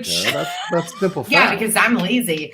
You are. I'm lazy. I'm only on like 9 years to accept it. I'm only on like 8 panels at Dragon Con. Andrew's I was on on 13 last year. I had a big dozen. Guess who has a legacy hotel room? They're arguing over Legacy, drink. Drink, Kevin. You gotta drink now. Danny just sent me a picture of his wall. Holy shit. Okay, so all right, since Andrew won't talk about what panels he's on, I do know that there is going to be a pre-recorded panel with the Red Dead voice actors, which I'm super excited about, and I'm just hoping it's like a thing. Yes, I know. I'm hoping it's a thing that I'm not. Drink. I'm getting crunk right now. I'm hoping it's a thing that I'm wasted. I'm hoping it's a thing I'm not going to miss, But so. All right, personal Dragon Con highlights. I feel like we did that already. Yeah. Kevin. Oh wait, here's a question. Do we think FedEx John is going to be a thing next year, or is that going to be 100%? There's no way it's not. People can't let that shit go. It's too easy. I got my FedEx shirt. I'm ready to go. Hey, there's going to be people with googly eyes. They're just going to be walking around. And Dorothy, by the way, anybody watching this, Tara is the reason that Dorothy is a thing. That was kind of amazing. What do you mean? There she is. Oh, yeah. Hold on. Yes! Oh, there she is. The reason our prophet John rides an ostrich is because of Tara. The whole thing. Allegedly. Yeah. Allegedly. Who didn't know that here? Did anybody not know that? Hold on. Yeah, it totally heard. Dean, what's the writing ostrich? Is that a thing? Like, is there a? I still have the Sharpie. There's memes of John riding an ostrich because it's all really? Allegedly. Yeah, it's a thing. I haven't seen that one. There's a Facebook page for this stupid thing, Fake news. and she didn't even make it. Fake news. It's crazy. Everything fake news. Is it fake news? Okay, I believe Canada when they say it's fake news. Wait, what's fake news? Wait, what? Allegedly.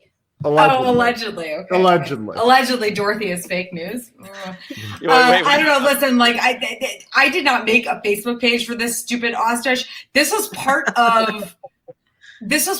Our. It's Always Sunny. We did It's Always Sunny. The Halloween episode, right? Right. We did the Halloween episode, right. And I was D. And like we had this cardboard ostrich so that I could be like, and like put the ostrich in front of me and everything. And like I brought this cardboard. I don't know. Drunk Tara thought it would be a fun thing to bring this cardboard ostrich to get rid of your alcohol. And it has a theme.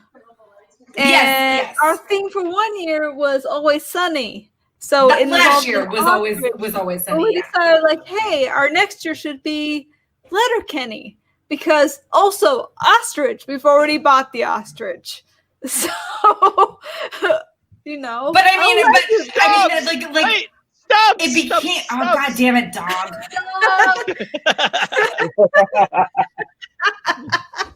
But yeah, the ostrich became a thing because we had her for the It's Always Sunny group. And then you hoard her out the next day and let everybody like do whatever they wanted to her. Yeah. Honestly, I wasn't even part of that. I was just like, yeah, whatever. I don't care. I brought her to the party because I was like, I can't just leave her in the room.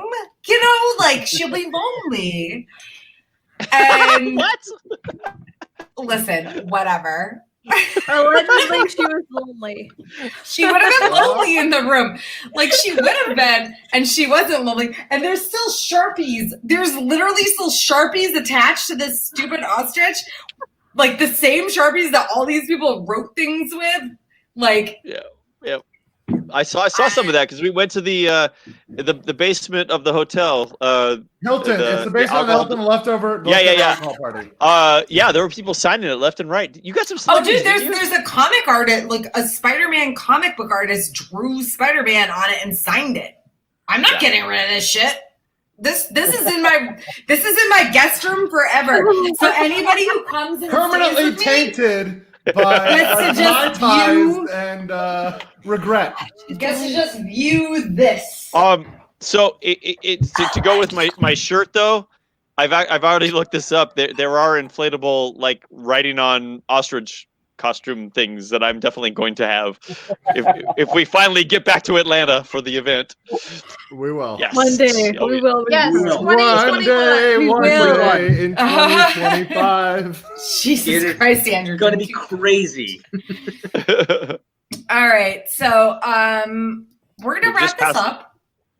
We've hit the 2-hour mark, and honestly, we're all ridiculous. Hey, Tara, Tara, there's a closing question though. Wait, we didn't hear from Kevin his favorite Dragon Con memory. Oh, we didn't. Yeah. I don't really have a favorite Dragon Con memory. I mean, I just have really fun memories. With us, right? I don't ever remember which year it is because I'm usually drunk, and so we drink really hard in that group that we don't name. They all kind of blend together. But I enjoy. I mean, you know, I don't do many panels, and so most of it's just hanging out with friends and like having Me too. When me and all of my roommates had our 30-year birthdays at Dragon Con, and we were all kind of right in the same. We all turned 30 within a couple months of each other, and we had our birthday party. You know, we wound up having a massive 100 people trying to cram into our room party, and you know, it's stuff like that, or you know, painting, you know, doing live paintings, or. You came into my room I don't know if it was last year or the year before, but you came into our room with a skeleton. You we were all just going to sleep. We were in our beds and you pounded on the door, and we'd already turned off the lights and everything. I have 1,000 photos of a 15-minute adventure where we're all like, oh, what? And he comes in and he's holding a full skeleton. And then there's this whole thing because my room is full of British people and me. That was a pirate night. Yes. Yeah, I remember that. It was pirate night. So we had a skeleton with pirate hats and stuff. That makes more sense. But he came into our room and I was passed out, and he comes in with this whole thing. Ooh. And then he puts the skeleton into the bed with the guys, and then there's Party on Wayne, and they use the skeleton to say Party on Garth. And we have all these insane photos, and I forgot it all because you left. And then I woke up the next morning and we got breakfast, and I was like, what happened last night? Because it's just a photo of you coming into a room 3 feet in the door, holding a skeleton, and I was like, what the fuck happened last night? I feel like that's a common experience. What happened last night? I think we've all had that. Yes. Yes. Well, and honestly, that kind of leads right into our final question, which I think Andrew might have written because I will please plead the fifth on that. You will need to talk to my lawyer because I will need some representation on this one. All right. Well, on a scale of 1 to 10, 1 being where the hell is Lynne at, and 10 being I am the Dragon Con light be a fire. What the fuck does this even mean? I am the Dragon Con light be a fire covered in pie. How Dragon Con do you feel right now? I mean, I'll be honest. I'm at like a 7. I'm at a 7. I think. Like, so say we all point. Because I was known for standing on tables and saying, "So say we all." No, I would say 7 or 8. All right, no. We got to give our numbers though. I'm a 7. Like, I'm drunk and like I'm close to being Dragon Con, but also, you know, it's this what it is. So. I'll go with the 6. I'll go with the 6. I'll go with an 8 because you guys got me rolling and thinking about a lot of good Dragon times. Okay, all right. Okay, I'll up it to a 7 for that. Yeah, that's right. I got you up. I can always get you up, Dean. Don't worry. All right, Judson says he's about a 350. Are you guys getting 350? By the way, shout out to Judson, who is my fellow McPoyle and Littlefinger. He's my boy. I know. Okay. Are we all at a walking to the Pulse Bar to get another drink 7? I would say to the Pulse Bar. At least. I'm walking to the Pulse Bar when it's closed and trying to hit on the janitor to make him pour me a drink. Cheers! Yes. All right, Kevin, where are you? I'm probably at about a 5 or a 6. I'm getting there. All right. You joined us kind of late. Carlos, I don't think we've heard from you. I'm about a 7 because right now I've been pouring him. He's been pouring, but also muscle memory is, I'm feeling like I should be prepping and getting stuff ready and packed and shit because next week I'm flying out, but I'm not there, and I'm like wait right now. Wait, what muscle memory? I make all your costumes. What are you talking about? Oh, fuck you. We're at Dean's house right now, so really what we're doing, we brought all our clothes over, we got suitcases, yes, and Dean's going to make us some costumes, and then we're going to a con next week. What? Hope you're ready, Dean. You got a lot of work to do. Fuck. All right, Ashley, what level are you on? I can't. I get it. All right. I'm sorry. I thought that was But funny. you're still conscious. You have not passed out and exited the frame, which we heard that's something you did. I would love to have seen it, but I heard it's a thing. Well, Ashley had a kind of rough week.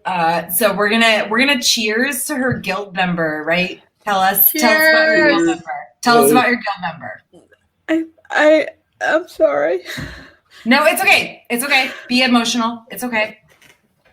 We're here for you. Okay, I'm a World of Warcraft player, and we had a guild member pass away a couple of days ago, and I've been trying to hold on for this webcast, and I love you all, but it's been really hard.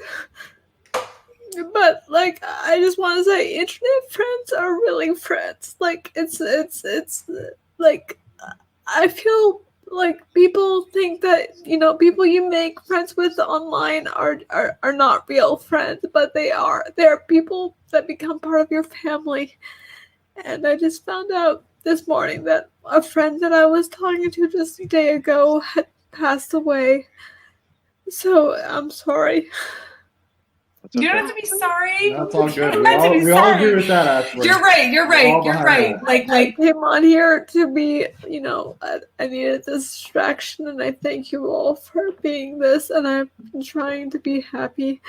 And I love Dragon Con because it reminds me of what I love with my guild. And it's just like meeting all these new people, just like all around the world, all these new people that I just got to meet that I never would have had the opportunity to. And, when something horrible happens, it's just not expected. So, hey, Ashley, you know, last year that I couldn't do this because of the family things that were happening with me. So it's okay. It's completely okay. All right. None of us you get to feel everything you're feeling. Absolutely. Okay. Yeah. No, I miss Dragon Con more than ever this year because of this. Because I just want a giant hug, and I know you guys are just a giant hug for me. Dragon Con, that's what it is. And we all love you, Ashley. You know that. So, absolutely. We love you really too. hard. We just met you, and we love you. And I can say safely from the story you guys heard earlier, nothing in my life that was related to Dragon Con or any of these things would not have happened through the internet without being on the boards. And one of my college roommate was on World of Warcraft, and I know that she had really strong relationships. So I get that is I can't believe you're here, and I think that's amazing. And I was like, are you sure you want to do this? What's the name of your friend so we can send a cheers to your friend? Yeah. I feel what's your username or like her username was Gunther after her already passed husband. So I mean, it just double. That's okay. Cheers. Gunther Cheers. the Paladin on Blood Cell Buccaneers. Just she was an amazing person. She was a there member for all of the us. internet family. All of us. To all of us. Yes. Amen. I'm sorry. No, it's don't okay. Don't be sorry. Right. I mean, listen, 2020 has sucked. We lost Black Panther last night. Oh my god! And Ashley, what a beautiful way! We're on this chat, and if there's 5 people or there's 100 people, what a beautiful way for you to get that person's name out, and we're all thinking about that person now. I think that's amazing because. And your guild, because I feel like you guys have got to all be hurting, whether you knew them in person or not. That's rough. Their name, keep the memory alive. I was hesitant to say this earlier, but because in a very similar vein, my favorite Dragon Con memory is also my saddest memory, and it's that the fleet don't drink. There's no reason. This isn't a funny thing. The fleet got together with the 501st, and we honored the falling of one of our members, our mutual members, a guy named Lance. He was a wonderful guy, and we did a photo shoot with half Star Wars, half Battlestar, and I never could imagine crying so hard and yet having such a wonderful experience. I don't really know how to put it into words. Yeah. We understand what you're feeling, Ashley. We completely do. It doesn't matter that you never met this person. They meant a lot to you. And they made a difference. Right. Oh, you're making me cry. Stop.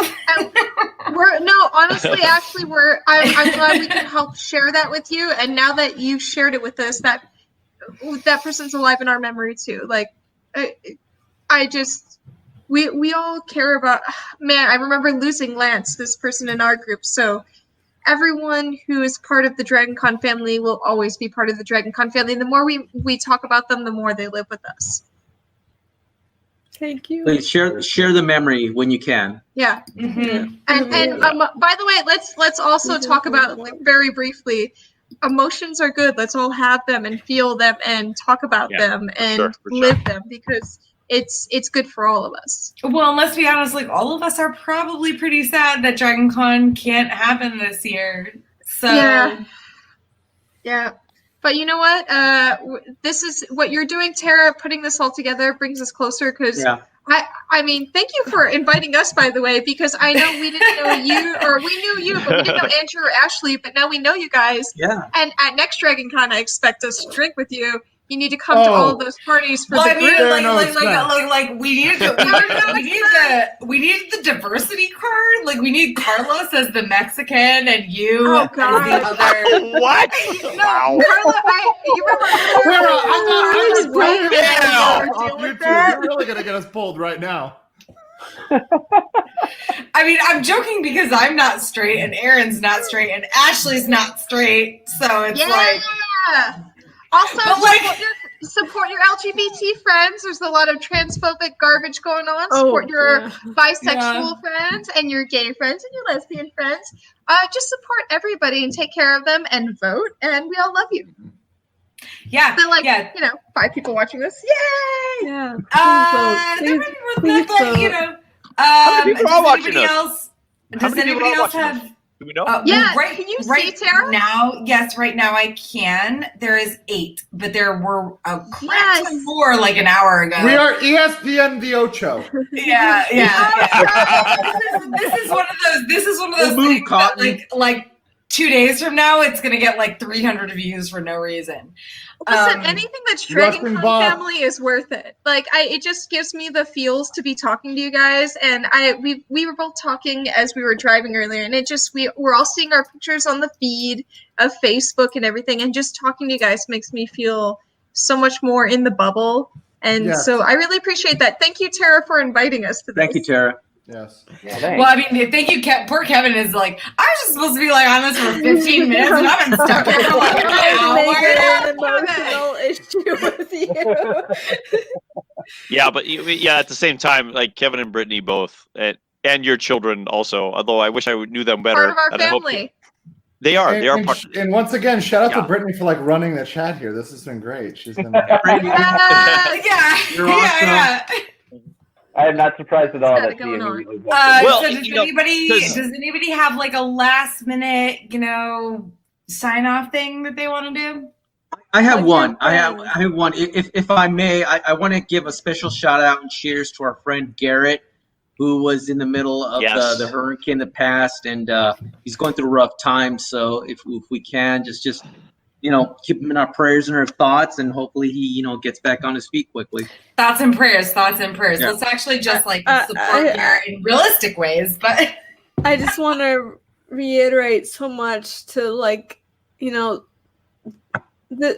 these people that you meet at Dragon Con, they're your friends for life. Like, these people, they're your community. I spent so long trying to find people who got me, and I felt like I found it at Dragon Con and then in these other communities, and you don't know. Empire Crunch. You don't know. It's like this crazy stuff that happens. You don't know. Just so much embrace it when you have it, because you don't know what's going to happen tomorrow. Just love everybody as much as you can, because you don't know. Absolutely. Yeah, every day is a gift, and cherish your friends, and also, Ashley, you sharing the memory of your friend, that's really important. I feel really happy that you were able to share that with us, and we will remember now too. So thank you. Cheers. Thank you so much. I'm sorry for making don't be stop saying that. You know what? Your friend is part of our family. Anyone who's ever been to Dragon is part of the family. I've met so many beautiful people. I live in California now. Very short story. And part of that was the same person I met who showed up, who was not who I thought he looked like. Wait, catfished you? Yes, he did. Damn it, Josh. Wow. And not on purpose. No, he thought it was hilarious too. And we went on to have a great time at the con together. But at the time, I was living somewhere else, and then I got a job in California, and I moved there within 3 days. And then a bunch of stuff happened, but I needed somewhere to stay for a while. And Josh and his wife Megan, who's also in our group, they literally were like, "Come stay at our house," and they put me up for 6 months. And I had a dog, by the way. I have a little dog. His name's Hilo, because Battlestar. Hilo. And I've never met, and Dean and Carlos, I've never met people who were more come into my house. What can I give you? We're part of this group and 13th Fleet family. I've never felt more welcomed in, or people who could, yes, Fleet is family, who will help you no matter what. I've called these guys up when I was going through a dark time, and they helped me, no questions asked. And when back in the day, in the 2007, 2010s, we ran this whole project on the message boards, because that's what we did, where we had a bunch of fleeters in the military, and we sent them care packages. And I just sent out a call on the board. It was anybody wants to donate, here's the link. I will use all of this money. We sent Christmas trees to them, this big, presents, gifts, fun things, candy. It's a family. So Dragon Con is the family. And Ashley, what you were saying, your friend is part of the family. Can you tell us your friend's name again? Well, Okay, her real name is Tori. Her character Tori. name was Gunther because that was her past husband's name. Gunther. So we knew her as Gunther. Gunther. Well, she's part of the family, and the DragonCon family has given me so much. So to me, your friend has given me so much. She's given me all this. She's the reason we're all here. So thank you for sharing that. I think that's really amazing. Yes. Thank you so much. And honestly, Ashley, thank you for joining us. Like, I mean, Ashley and I had the conversation today of like, are you sure you're okay with this? Like, I needed but the sometimes distraction. I just needed people to acknowledge that, online relationships are not fake. They are real. I don't think anybody who attends DragonCon would think they're fake. Debate that, yeah. Yeah. Like, I mean, I'm like live journal LJ back in the day. Yes. How else would we have all gone there? Because I came because of the online community. They told me about this thing. And I did you guys all, Dean, you mentioned you came there and you were working it, but what isn't it all like connections that we all got to this? And I know, like, unless you're from Georgia, how the hell do you know about this amazing con? Like you said, Dean, I thought Comic-Con was the thing. Now people ask me this, Comic-Con or DragonCon? DragonCon! 100%. Oh my God. Like, not even a Comic-Con. Oh my God, yeah.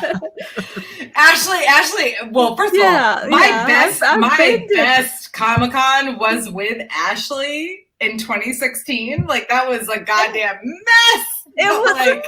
It doesn't even touch our best DragonCon. Like, it was okay. It was fun. It was great. But DragonCon, dude, you can't compare.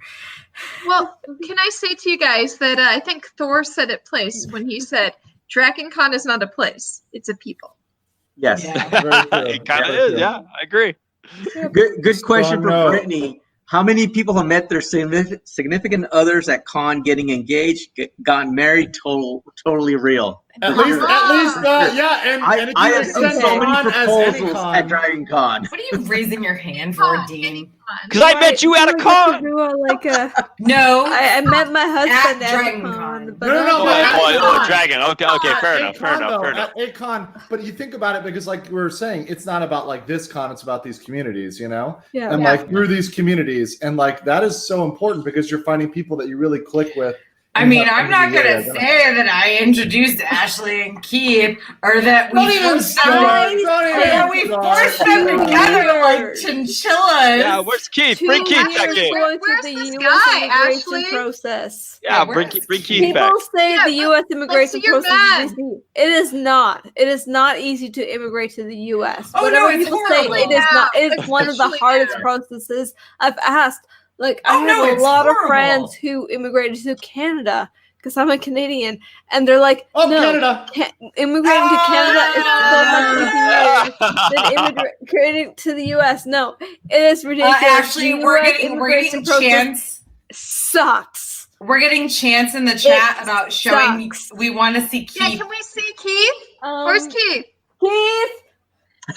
Summon the Keith! Show us Keith! You have to come up here now. Ashley, let me tell you. Let me tell a Keith story. Real quick. So y'all remember final season of Game of Thrones when Bran was just sort of sitting around in his wheelchair everywhere. Yes, like staring at people. As he is wont to do. I went to Ice and Fire Con last year. I was volunteering I was Tara's personal assistant, basically. Ooh. But anyway, Keith, the entire weekend we would find him just sitting somewhere randomly with a bear skin or whatever it was over him, just staring at people like Bran. And so there was an adjective. Branding was created because Keith was branding everybody. It was the fucking funniest thing ever. Oh, I just sorry. I said an F-bomb. Sorry, YouTube. I said an F-bomb. Keith. No, you have to come up. I don't know what you're saying, but you have to come up. Come brand us, please.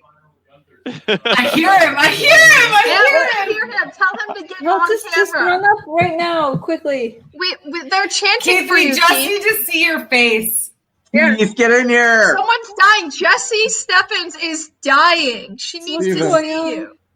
We've literally got people Brittany, Megan, Judson, Jesse. Keith, we want to see your beautiful face. Get in here. We have a ketchup chip for you. You know what, Keith? We're ending this chat and the